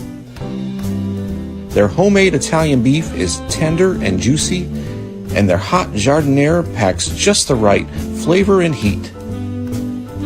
And their shoestring fries are sneaky addictive. Luke's Italian beef is definitely all-star caliber with a 328 on the Fitzometer. That's Luke's Italian Beef at 215 West Jackson in Chicago, Illinois. Where should I eat next? Comment in the replies, #FitzMagicEats, and don't forget to like and subscribe to my YouTube channel, FitzMagicShy. Yeah, so like one of the questions I always get asked is, people are downtown, where can they get Italian beef? And Luke's, to me, that's the place to go. I mean, there's an Al's down there too, which always hits the spot too. But Luke's has a little bit of everything. They've got pizza, they've got burgers, they've got Vienna beef hot dogs, and they give you a big bag of shoestring fries that are like crack. You just can't stop eating them. But yeah, Luke's is where it's at if you're ever in the Loop. It's right next to Giordano's, so it's near the Union Station and by the train. So great spot. Going to Willis Tower. It's right there, not far from the Willis Tower. Nope. I used to go there all the time. Like I said, I worked in the 200 West Jackson building, so I would just go out the door on Jackson, walk across the street to Luke's, and on Fridays get myself a pepper and egg sandwich. Fitz. Oh, there you go. Yeah, Italian beef, all of it, man. I think they had a meatball sandwich I used to enjoy. They got meatball too, yep. Meatball sandwich was a good spot. And not too far from there was another place we used to go to that used to do charbroiled chicken sections. And I can't remember the name of it. I had to call my buddy Tyrone and ask him the place me and him used to go to. It was so good. It was like some Middle Eastern guys. They used to just do like sections of chicken, like heavily seasoned and charbroiled. But I can't remember the name. It was excellent though. But Luke's for me was like, I didn't bring a lunch today. I don't got a lot of time. I'm walking across the street and I'm going to grab a sandwich. So many times I was there hitting me in my soft spot there, Fitz. But I got to imagine that a lot of people ask why you're not 300 pounds. Well, hey man, I did my workout this morning when I got up, so I gotta always put that in there too. Get my walk on, lift a few weights, Yep. Guys, and I don't eat that 3 times. Got to take off, right? I got to bail. Zim. It looks delicious. Swifty, always great having you. Get some Danikin, rest. Tooch, love talking with you guys every week. Love you, Hopefully we buddy. see you next week. All right. Hey, I wanted to talk to Zim about the DJ Moore trade, but we'll save it for next time. We'll get into it. Don't worry. Because I know I was very against it at first, and it's grown on me over time, but it is what it is. 3 things for you guys to leave on. Yep. Fuck the Packers. Tucker Kraft is not a top 5 tight end. Yeah. Jordan Love is not a top 12 quarterback. Have a great night. Good night. Hey, see you, Zim. All right. Boom. Drop that mic. I want to answer John's question real quick. I love Austin Booker. I think that the coaching staff has big plans for him. They're high in him, and I expect a big season from him. You guys all agree, I would think, right? Oh yeah, I agree. Yeah. I agree with that. I think Booker is, he's just under the radar right now, man. You know what I mean? A lot of people, you want tangible results that you can see right now. You know what I mean? The dude is 23 years old. He just turned 23 in December. Yeah. He played the entire year at 22 years old, basically. So he's a very, very young player. You just got to give him a little bit of time to develop. And I think he has a motor. He has the drive, the want, the determination out there. I think the sky's the limit, really, for the guy when it comes to the effort and stuff. That the results that he's yielding right now are really nice in limited action, 6 games of action. He might be the reason why Poles didn't trade for Max Crosby. Might be 2 first-round draft picks aside, but I think they might be like, look, we got this kid who's almost the same body as Max Crosby, long arms. You should see him now. He just posted something. I saw it on Twitter today. He ripped. Looks like he put on 15 to 20 pounds of solid muscle. So I can't wait to see Booker at camp. I hope he can stay healthy this year. And I think he definitely has 10 sack upside. And speaking of guys who posted, Jade Walker posted some workout videos that have me really excited. I love the drive of this kid. I know some people are talking about the Bears and Ben Johnson maybe can't resist themselves in drafting one of the wide receivers in this draft. And I'm not in love with the draft Not early. Wide receiver class much. There's some late picks I would not mind. I love the little LSU kid, Aaron Anderson. If you were looking for separation from the slot, that kid is good. And we signed Khalif Raymond. So, I mean, I'm not in any hurry. Olamide Zaccheaus and DJ Moore are gone. We brought in Khalif, who can return punts. It's the kickoff return, I think, maybe they might look at late, maybe looking for a kickoff return guy. I'm not sure if Khalif Raymond, he's just a punt returner, right? I don't think he returns kickoffs. Why can't you do both? I think they might put him in there. You never know. Kickoff returners are more they're a little more weightier, and Khalif is a little guy, but with punt returns, you want those little quick, shifty, fast guys that can dodge the oncoming rushers or tacklers. Jade Walker, man, I tell people all the time, if you really want to know about him, go look at that college tape when he was at Texas A&M. He was a monster. We got a gem. He could play. Great hands. He's got the speed. He had like a raw athletic score of like 9.9. Yeah. If you're doing the math bomb, Kentley Platt's math bomb score, the dude, that Poles loves those RAS guys. Ruben Hippolyte was one of the RAS guys. They took Ruben Hippolyte in the 4th round. Who the hell? The guy couldn't get on the field, but Jade had some touchdowns, clutch touchdowns for us. So and he looks like Booker. He looks like he's working hard. So I expect Jade to make it so that we don't need to draft another wide receiver with Rome, Khalif, and Luther. I think wide receiver is pretty good. Would I like to see another slot guy they could develop? Yes, but I don't think it's totally necessary. I would put running back that could fold into the pipeline after Swift a higher priority than a wide receiver. All right, fellas. That's about all I got. I mean, if you want to talk anything else, let me know. Anything that's on your mind, anything you've watched or seen or want to make us aware of, or any kind of Bears news I missed. Yeah, I saw the first 2 episodes of The Pit. Yeah. While I liked for it, season 2, right? No, well, I just started, so I just okay, season 1, right? Okay. And while it's well done, it's quality work. I need to put that on the shelf for a few weeks. It's heavy. It was so intense. Yep. It was like claustrophobic because they never get out of that ER. Yeah. So, unlike other medical shows where there's other stories here and there. Yep. I was exhausted. I was like, I can't. Yeah, my wife is a nurse and she can't watch it. She won't watch it with me. She's like, it's like being at work for her.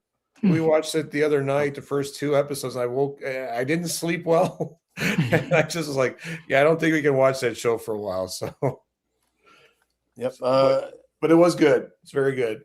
Swifty, did you have fun tonight? Oh yeah, man! I always have fun chopping it up with you guys, man. I had some food for thought tonight, and Fitz had food for thought. Fitz as well. brought the food Fitz talk, brought the man. real It makes food. me hungry Right. every time I do this, man. He's making me hungry. I'm wanting a steak sandwich now. Yeah. John in the chat there's mentioning Rico Benny's. Yeah, I've done. Oh yeah, I've got a Rico Benny's review. They're fantastic. You're talking about a steak sandwich. Breaded steak sandwich is one of my all-time favorite sandwiches. And their chicken Vesuvio sandwich is probably better than that. I think you did. Didn't you do that on this show earlier this year, right? Yeah, I did Rico Benny's on the show, Yeah, that was pretty good. Yeah, I remember that. I remember that because you did the steak sandwich, didn't you? You guys I did the steak and the Vesuvio sandwich, both of them. Yeah. Have you been there, Danikin? I haven't been there. That's the one that there you go. To go to. Okay, when you're next time you're in town. All right. We'll go to a Sox game and then Rico Benny's. Okay. Let's get it. Swifty's down there having the horseshoe. Oh man, Right? horseshoe. Ugh. Nah, not the horseshoe. I'll get the steak sandwich, man. Is that you're down in that part of the state though, right? Oh no, Central Illinois. Okay. And yeah. the horseshoe's what? The capital? Springfield? Is it? I guess they do horseshoes in Springfield, pretty popular. But I've never been a big fan of the horseshoe, man. Too much of that cheese sauce, dude. I just can't do it. I've ate a couple, but not a huge fan. In Des Moines, we have the sandwiches, the pork tenderloin sandwich. Fitz, do you know what I'm talking about? Oh yeah, the big old. Yeah, it's like a massive. Like this, and then the bun is like. Yeah, you got a little tiny bun, but a massive pork fritter. And it's really good, man. It's just like it's a bit much. But yeah, before we get out of here, how about some favorite draft crushes from Swifty? Man, a couple of my favorite guys, man. If you're looking for the first round, I love Peter Woods at defensive tackle. I think he offers something we don't have. I'm also a big fan of Caden McDonald. I like Keldrick Falk and TJ Parker at edge. I think those are guys who, coming into the year, they were projected to be top 10 picks. They didn't really live up to the production they were supposed to have this year. But if you can get them down at pick 25 and Dennis Allen can develop them, they can really help this team out. I mentioned A.J. Halsey is one of my favorite safety prospects. I think he'd be awesome. I like him better than EMW, but I like EMW too. EMW, I'm kind of torn on, man. Early on, I was like, this guy is such a sleeper to me, right? Yeah. He can come down in the box. He can lay the wood.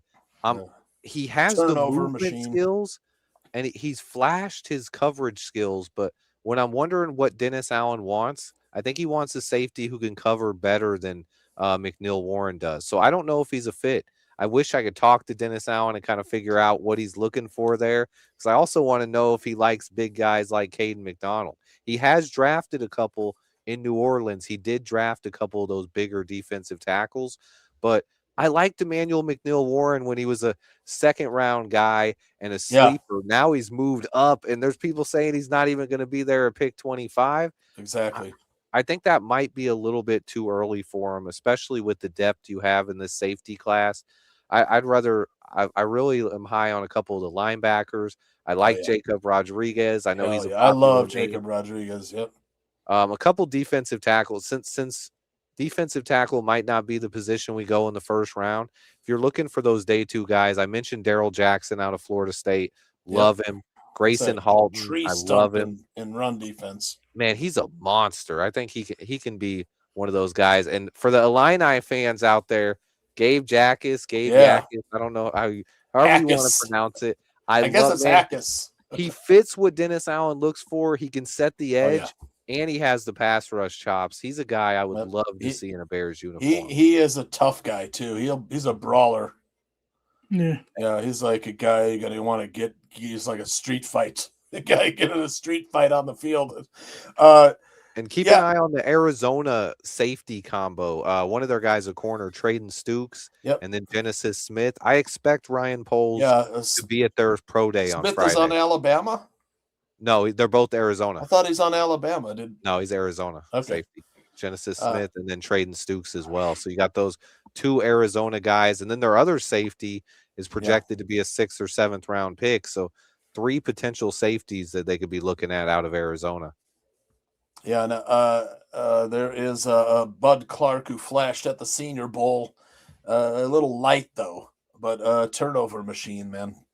Little ball hawk. Some people like Jalen Kilgore out of South Carolina. I like him Aldo too. is not says he can't cover though.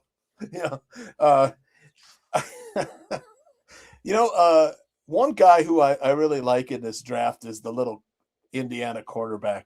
That guy, he is a tough MFer.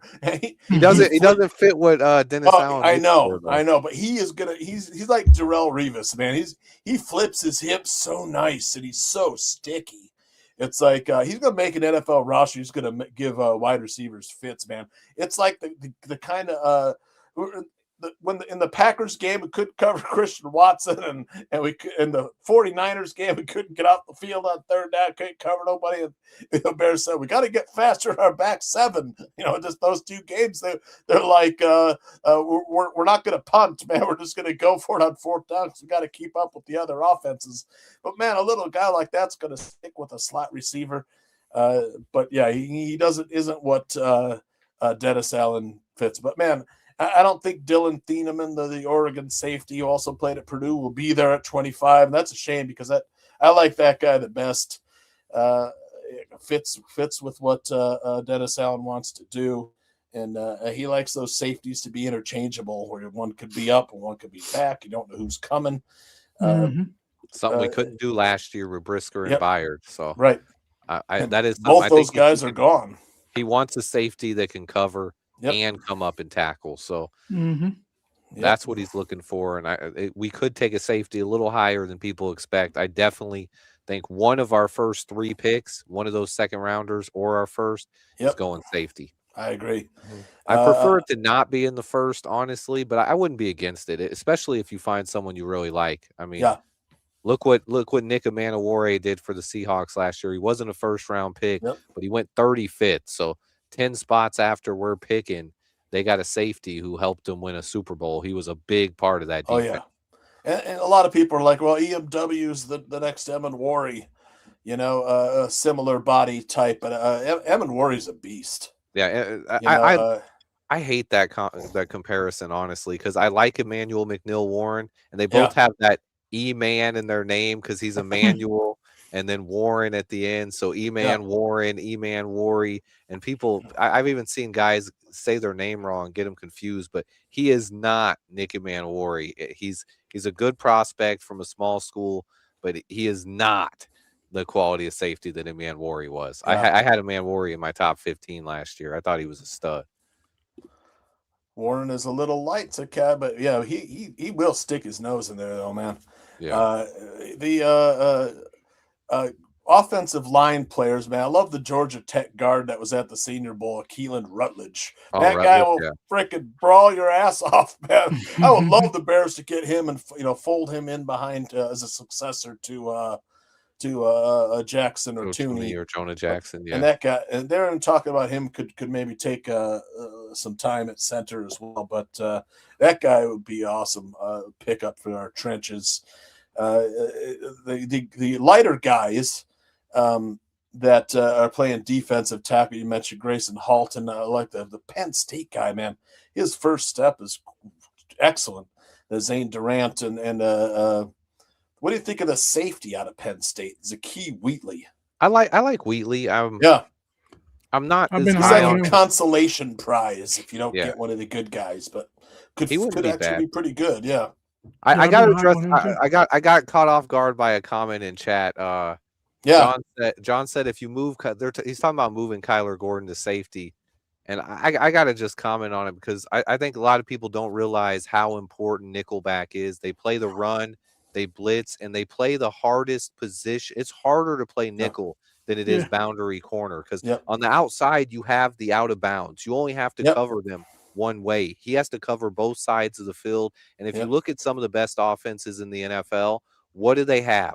Slot receivers that know how to get open. Amon-Ra St. Brown, Puka Nacua. The Bengals even use Jamar Chase in the slot. And the Chiefs use guys like Rashee Rice in the slot. Having a nickel back that can get with some of that can shut down those guys and not let them get those easy first downs is more important than a safety, if you ask me. If you look at to speak to that a little bit, if you look at what the Bears were doing and CJ Gardner-Johnson, I love CJ Gardner-Johnson, but when he was playing the nickelback in the playoffs, he got cooked, man. Running across the field is very, very difficult if you're a defensive back because you're running and you're trying to dodge people. The offensive player knows where he's going. You're following him, but you're also dodging other individuals and picks that could be run your way and all that type of stuff. Exactly so right. It's a very, very difficult position to play. You can be fast, but you have to be quick too. You have to be very, very quick to play that position. GJ couldn't do it, man. His legs are too short to keep up with some of those quick guys. I love his instincts, man. He's a tough player too, but we don't want to move Kyler. He was better suited as a safety, but we needed him to play that. He played it for a little while. He played pretty decent at it, but you know what I mean? Kyler Gordon is really, really good at that. Though. But nickelbacks are very, very difficult. He did get picked on in that first half of that Packers game, but he was locking guys down in the second half. Didn't give up a single reception in the second half. That's what I was saying. The Indiana corner would make an excellent nickelback, man. You watch his tape, man. I've never seen a guy that flips his hips that smooth in a long time, man. It really he moves so nice too, man. And he's tough too. He's just 5'9", 180, but man, he'll stick his nose to there too. He's tough, but Kyler Gordon had, he had the injury. He would come back. He would, he wasn't in game shape. He wasn't back to 100%. That was his first time playing in like 6-7 weeks as well. So he definitely shook some rust off early in that game. But if Kyler could be 100% and play all season, he's an X factor on this defense. I'm huge on Kyler Gordon, man. Yeah, Dennis, he's a good blitzer for rushing the passer. And he does good at tackling too. He can tackle well too. Yep, tackles well. I mean, that's one thing. If Dennis Allen wanted to do that, if he wanted to move Kyler to safety because he has those cover skills and he could play the run, but then we'd have a huge hole at nickelback. So that's where, hey, if you want to draft a guy like D'Angelo Pons instead of a safety, if you want to get a nickel corner and move Kyler, but I think Kyler is one of our most valuable players on that defense. We just need him to stay healthy. There's one guy I want the Bears to take like day 3, if possible, is on Ole Miss defensive line. Xavier Harris. He's 6'8", 330. He's got 6 career blocked kicks. Man, on special teams, man, put him in there and let him block some kicks. Nobody else has that. And plus he can play the run pretty well. He's got a little pass rush juice. He's 6'8", 330, and he's not going to run the arc around the edge or anything. But man, imagine having that on. His arms are like 35 inches long too, man. Right. I would love to have that guy just, day 3, pick him up, let him play special teams in the middle and block away, bro. Yep. But how about like running backs? Could you see Ryan Poles and Ben Johnson getting in Ryan Poles there and saying, I really want, a Jahmyr Gibbs type breakaway threat? I love DeAndre the year Swift. for it, bro. This isn't the year for it. It's a weak running back class. There's a couple guys out there. Yeah. I like Mike Jeremiah Love and everybody else. And everybody else. Yeah, it's after Jeremiah Price is good, man. Price is okay. I'm not even as a Notre Dame fan, I'm not as high on Price as I am some people. Yep. Jeremiah Love is special, but after him, man, there's a huge drop off. Last year's running back class was loaded. Yep. This year's is on the weak side. I do think next year's will be a lot better. Oh yeah, next year the Ole Miss kid, I can't remember his name on the running back on Ole Miss, and then they got the Missouri kid, Ahmad Hardy. Oh yeah, both those two are really good talents. The Wake Forest kid, Damon Claiborne, is kind of like a Devon A-Chain, only he is quick as a blink, man. The kid, home run speed. He's just light, but he's tough too. But and then the Pitt kid, Desmond Reed, like any of those two guys slip in there on third long. Design some Ben Johnson designed some plays for these guys that could take it the distance, man. I could see the guy I like doing that. Mike Washington, you didn't mention him out of Arkansas. Yeah, he's big and he's fast. Like 6 foot 220, 6'2", 220, but he was outrunning he was cooking linebackers like toast at the Senior Bowl, and he caught literally every ball thrown to him. So he's a guy who can be a weapon out of the backfield, and he's big enough to handle some early down carries. I expect with how weak this running back class is, they're going to go higher than we like. If he was in last year's class, probably be a 5th round pick, but this year he's going to get overdrafted because of the weakness in the running back. Second round pick. But yeah, Mike Washington would be great. And then there's some late guys, undrafted free agents. Like I said, the Pitt kid, Jam Miller, who was on Alabama. Hey, you could bring in someone like that for sure. Exactly. Whittington out of Oregon as well. Yep. Late round receivers that could add some depth or competition. Some late round. You mentioned the LSU guy, but you didn't mention Barry and Brown. Yeah, I really like. They're both about the same guy. I like Anderson a little better. Barry and Brown's a little lighter. Anderson's like 5'9", 190. He's what is thick. the Baylor guy's name? I forgot his name now. There's a Baylor wide receiver I really like, and the guy I keep talking about is Kevin Coleman Jr. because he can return punts and he could take the top off Luther's teammate.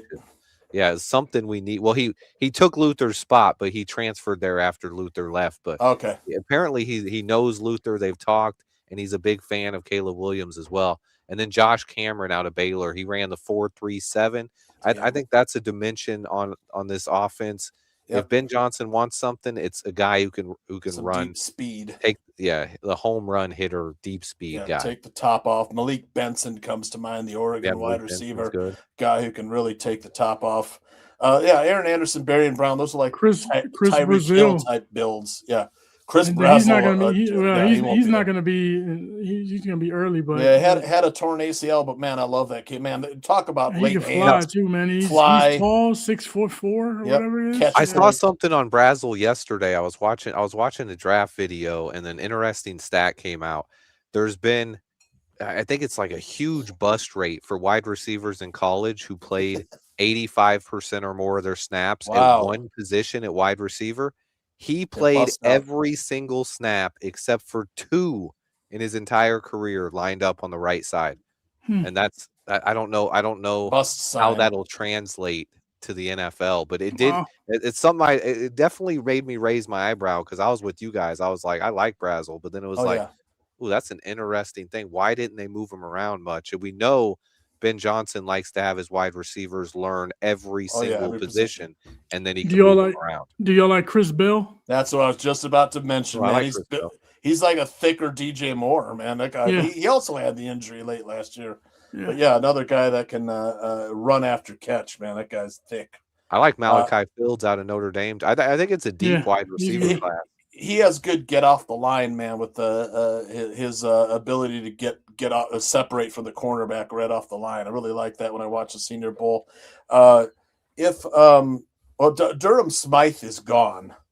Yeah, I expect them to sign or draft a tight end, whether it's a priority free agent or a late round pick. I expect a blocking tight end to be picked up.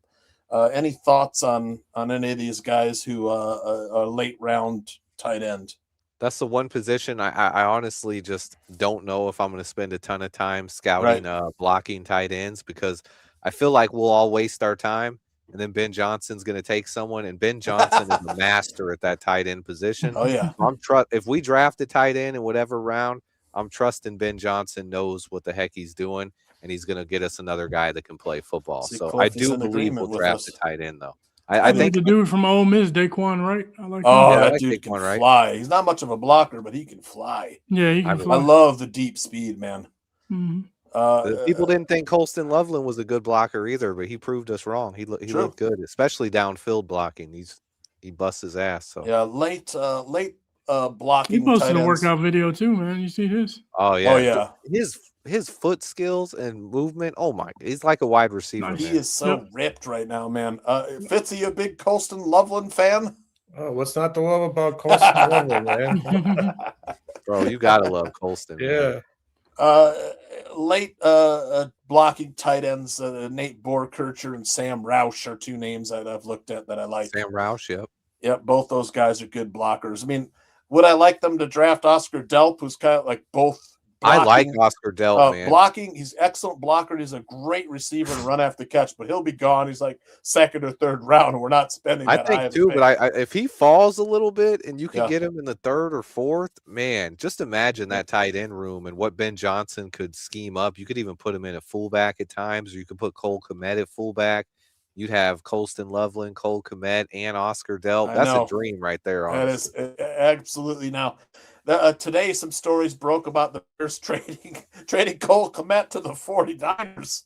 Wait, really? I didn't see that. I don't think we're you trading. Didn't see that one? No, I don't either. But there is lots of speculation as to the Bears getting a $10 million cap hit next year. I forget how much we're on the books for with Cole this year. I'd have to pull up Spotrac. It's about 10.5 million. His contract was pretty evenly written out, but I do believe all the guaranteed money is up front, so we could get out of it next year. But I think Ben Johnson wants to run that 12 personnel, and you have a guy like Cole Kmet. His blocking skills will also help out whoever's playing left tackle. You can run more 12 formation, have Cole Kmet help chip, help double team whoever's playing left tackle. And we don't have the 3-star wide receivers now. You got Romo Dunze on one side, Luther Burden on the other, and then when you want to go three wide, you could bring in Khalif Raymond or Jade Walker. But Cole Kmet is making more money and could be a big part of this offense. We can run a lot more 12 personnel this year. You expect them to hold on to Cole Kmet like I do, then. Yeah. I would hate to see. I don't see them getting rid of Cole. I love Cole. I love the leadership. I love the local kid. I love the story, and I love when kids like Sanborn and Kmet, who grew up Bears fans, get a shot to play for the team. Man, one thing about Poles and these guys, though, they don't have emotion when it comes to making these trades. Emotion does not play into any of these,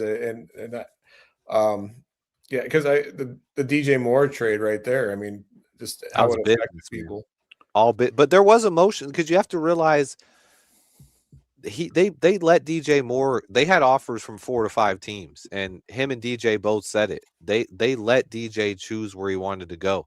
Yeah. So I mean that's the emotional side of it, and that's doing right by his players. I've been talking about us trading DJ since halfway through the season. I didn't think we were going to do it last year. But once Luther Burden fell to us in round 2, the writing was on the wall because it's not that it was just the one player in Luther Burden. It's when you have that much invested in pass catchers, 2 top 10 picks, Romo Dunze, Colston Loveland, and then you get Luther Burden. There's just not enough footballs to go around where you're going to pay a guy $28.5 million to be your wide receiver 3. Almost 10% of your cap. it's just not worth it at that point. I know, and I hated bringing it up every week with you guys because I know it was torturous for you guys. But like I know I had to go at it with people, man. Yeah, I could not get over the DJ. fact, that he was making too much money. I just didn't think they were going to find a buyer for the contract. True. That was my thing. Yep. I didn't Buffalo think we were was going to get a perfect. second round pick, but Buffalo was perfect. I knew somebody would want. I knew somebody would want him, but I didn't want them to get rid of him. I wanted them to I've seen a situation where we don't develop quarterbacks, and I feel like the more pieces that Caleb had, the better for his development, right? Yep. And then once he gets to a point where he's really comfortable in the offense and he's grown, then you start moving those guys away. Hard to you know what I'm disagree with saying? that. Yeah, And that was my only. It's not that I. Yeah, it's If not you that I wait was another like. year, what are you going to get for him? Because you're not getting a set. Look at the Colts traded. Well, I Michael mean, they Pittman. got good value for him. I'm just saying, I just wanted them to, you know what I mean? I thought, hey, this dude produces with whoever's on the football field at quarterback normally, right? So that's what I was looking at, and you know what I mean? But it worked out. I think it's worked out. We've got an abundance of talent at wide receiver position, right? We just talked about it. Jade Walker, Luther Burden. I mean, Rome Odunze, there's some things that he needs to step up on though, that he needs to get together. Khalif Raymond, you got a plethora of talent there. Yep. Yeah. So he was expendable, let's put it that way. But I didn't want to see him go because I'm just like, I'm so I guess traumatized. I'm traumatized by the lack of offensive weaponry that the Bears have had in recent years.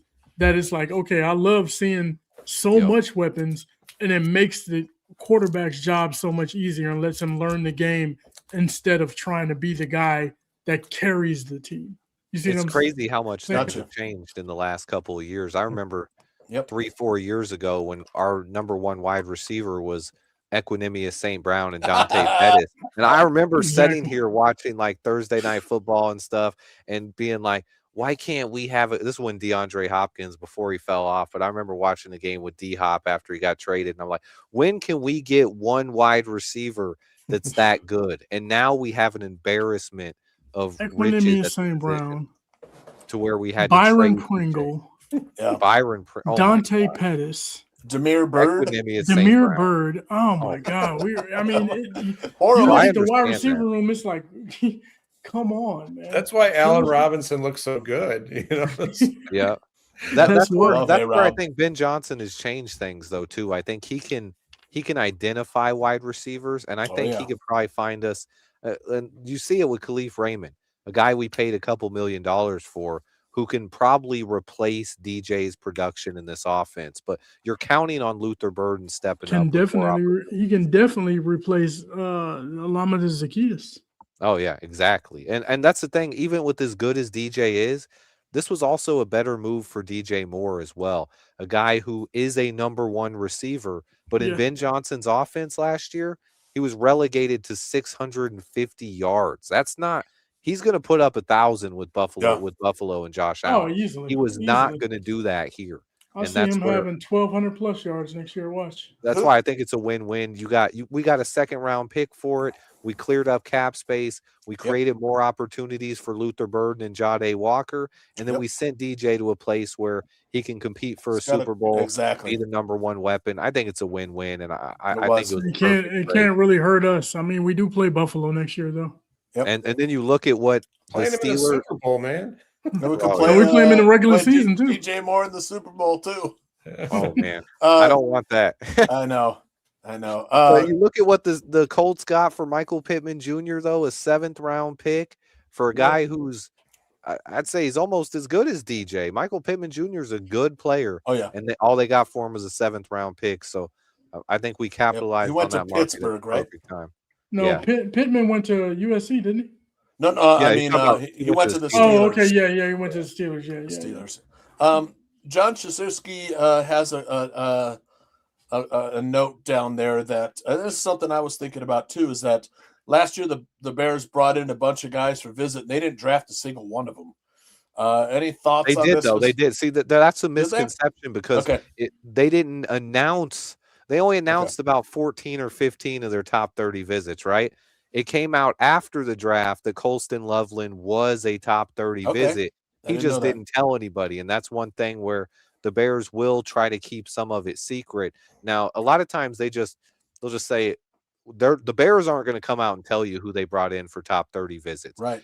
People hear it from the player, and then they report it on Twitter, and that's how we find out. And the only reason we know that Caden McDonald was in for a top 30 visit Was today, right? He did he had some kind of interview for Sports Illustrated, and they asked him what teams brought you in for 30 visits, and he went ahead and answered and listed the Bears and I think 6 or 7 other teams. So, but that is a common misconception there that we don't bring in guys for visits. A lot of times we just don't hear about it until after the draft. Okay. So what was Colston the only one we drafted out of the 30s? I The believe visits. no. Luther wasn't on there. I think Ozzie. We met with Ozzie. I don't know if we had him in for a top 30 visit, but we met with Ozzie multiple times, and Ruben Hippolyte was also brought in. Okay, you heard it here. How about I don't know how that would work, but we know Caden McDonald was brought in for a 30. Do we? I think Dejon Stribling, the wide receiver from Ole Miss, was brought in. I'm not recalling all of the ones that we brought in. there was a couple center. There was the Kentucky center. Oh yeah, Jaeger Burton. Yeah, Jaeger Burton was brought in, and I just made a video on it a couple days ago, but I don't remember off the top of my head. Let's see if I have it. Jimmy Rolder, one of my late round draft crushes, the linebacker from Michigan. Yeah, Jimmy Rolder. Wait, that was a local visit, so not even a top 30. Visit. Okay, so and then Dan Villari, a tight end from I would love for them to get watch Rolder's tape, man. That dude's a player. He's fast. Seth McGowan, running back, Kentucky, who I like. He's an older player though. And Sam Hecht. Those are the center. Sam Hecht, the center from Kansas City. I hadn't seen that one yet. He got confirmed on a 30 visit. This is what Google AI says so far. Oh, okay. Let me see what CBS Sports says. Yep, same guys. Ken McDowell, Jimmy Rolder, John Stribling, Jaeger Burton, and Seth McGowan on CBS. So, yeah, a couple Kentucky. They're scouting the Kentucky players. Aaron Current will be happy to know. He will, man. He will. As long as we stay away from Will Levis, I'm fine. Although he was throwing at some pro day or at the combine. Somewhere he was throwing. He looked awesome, man. He was like throwing dimes and stuff. But yeah, with no pass rush. Sometimes they can do that. Man, this is one of my late round draft crushes too. Mason Rieger on Wisconsin, man. I'm talking like I like him, bro. Come in and go rush the passer. This is the dude, man. It was a walk on at Wisconsin.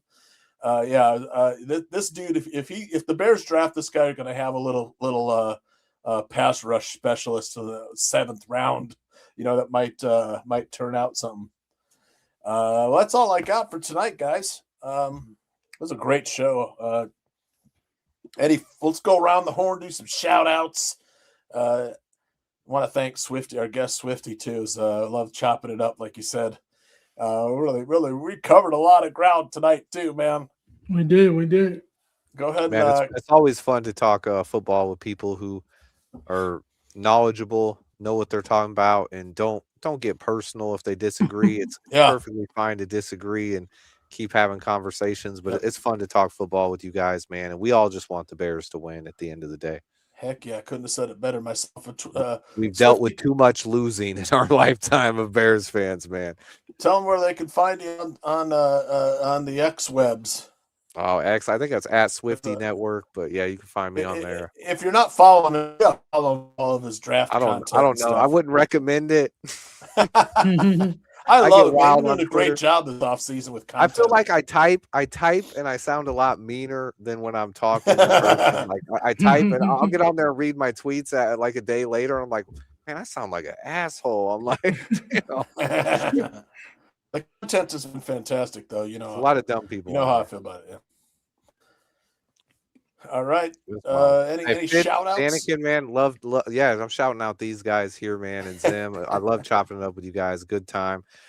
Fitz, you just got to stop making me so hungry, man. We're getting off the show, and I should be going to bed, and I'm going to be looking for something to eat. Get a midnight snack, man. Come on. No. This is how I get those midnight DoorDash orders. I know, right? All right, Fitz, go ahead and shout out. Yeah, shout out to you fine gentlemen. Had another great show. Swifty, thanks for joining us. I learn as much from you guys as I've really learned a lot in this year that I've been on. I've watched as a casual fan for so long, but football is one of those sports where if you dive deep into it, it makes it even more enjoyable. So I want to thank you guys for increasing the knowledge of or lack of knowledge I have for football. Yeah, but you bring a lot of nostalgia of Bears and Sox and Cubs and all that stuff. Yeah, I'm a big history guy, so I go way back with all that stuff. So I mean, you bring a lot to the show. So, and shout out to the folks in the chat. You guys are always great. Love it. Always. Yeah, I love getting the suggestions from you guys for food too. So, oh yeah.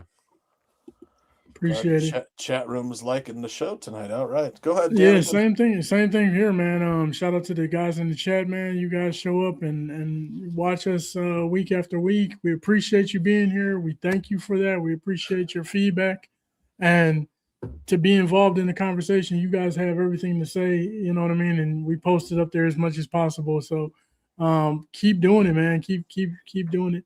Shout out to you guys too as well, man. Tooch, good job holding it down while Aldo's out, running the show and doing your thing. You handling business, man. I appreciate it. All right, thank you so much. Of course, Fitz as well, and Swift, man. It's always good seeing you here, man. Appreciate you having you.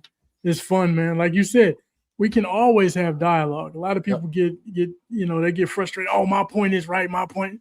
Man, we just talking football. That's all it is. You know what I mean? Just have fun with it. Nobody's always right, man. And if they think they are, or you think that nobody's always right, man. No. Not even the GMs running these teams, man. 100%. They make mistakes too. Exactly. Gotta tell Howie, our Bears, rewind a little bit, man. We did some Josh Sweat talk, bro. Yeah, he's got a decent contract if you wanted to trade for him. But I got to shout out Aldo for making it all possible and running the network. Sure. Our guest Swifty for coming in and providing fantastic knowledge. Fitzy and Danikin as well. Great job.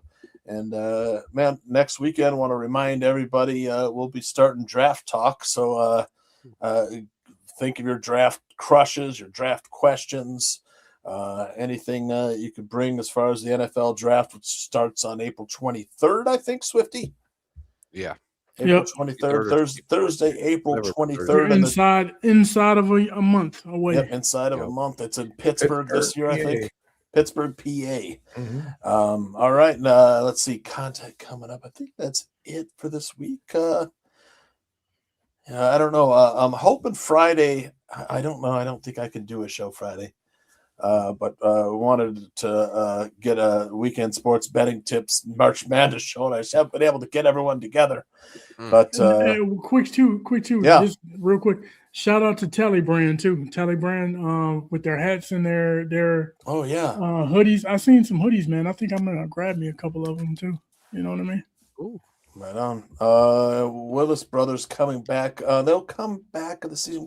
We will have a live draft show. I think Aaron Current will be hosting a live draft show here with myself, probably Danny Shimon, Aldo, last year Greg Gabriel stopped by, and Swifty. Maybe you could jump into for our draft show, live draft show on one of the 3 days or all of the 3 days. But that's all I got, man. We'll see you next Wednesday, everybody. Everybody take it easy. Thanks again. Good night. All right.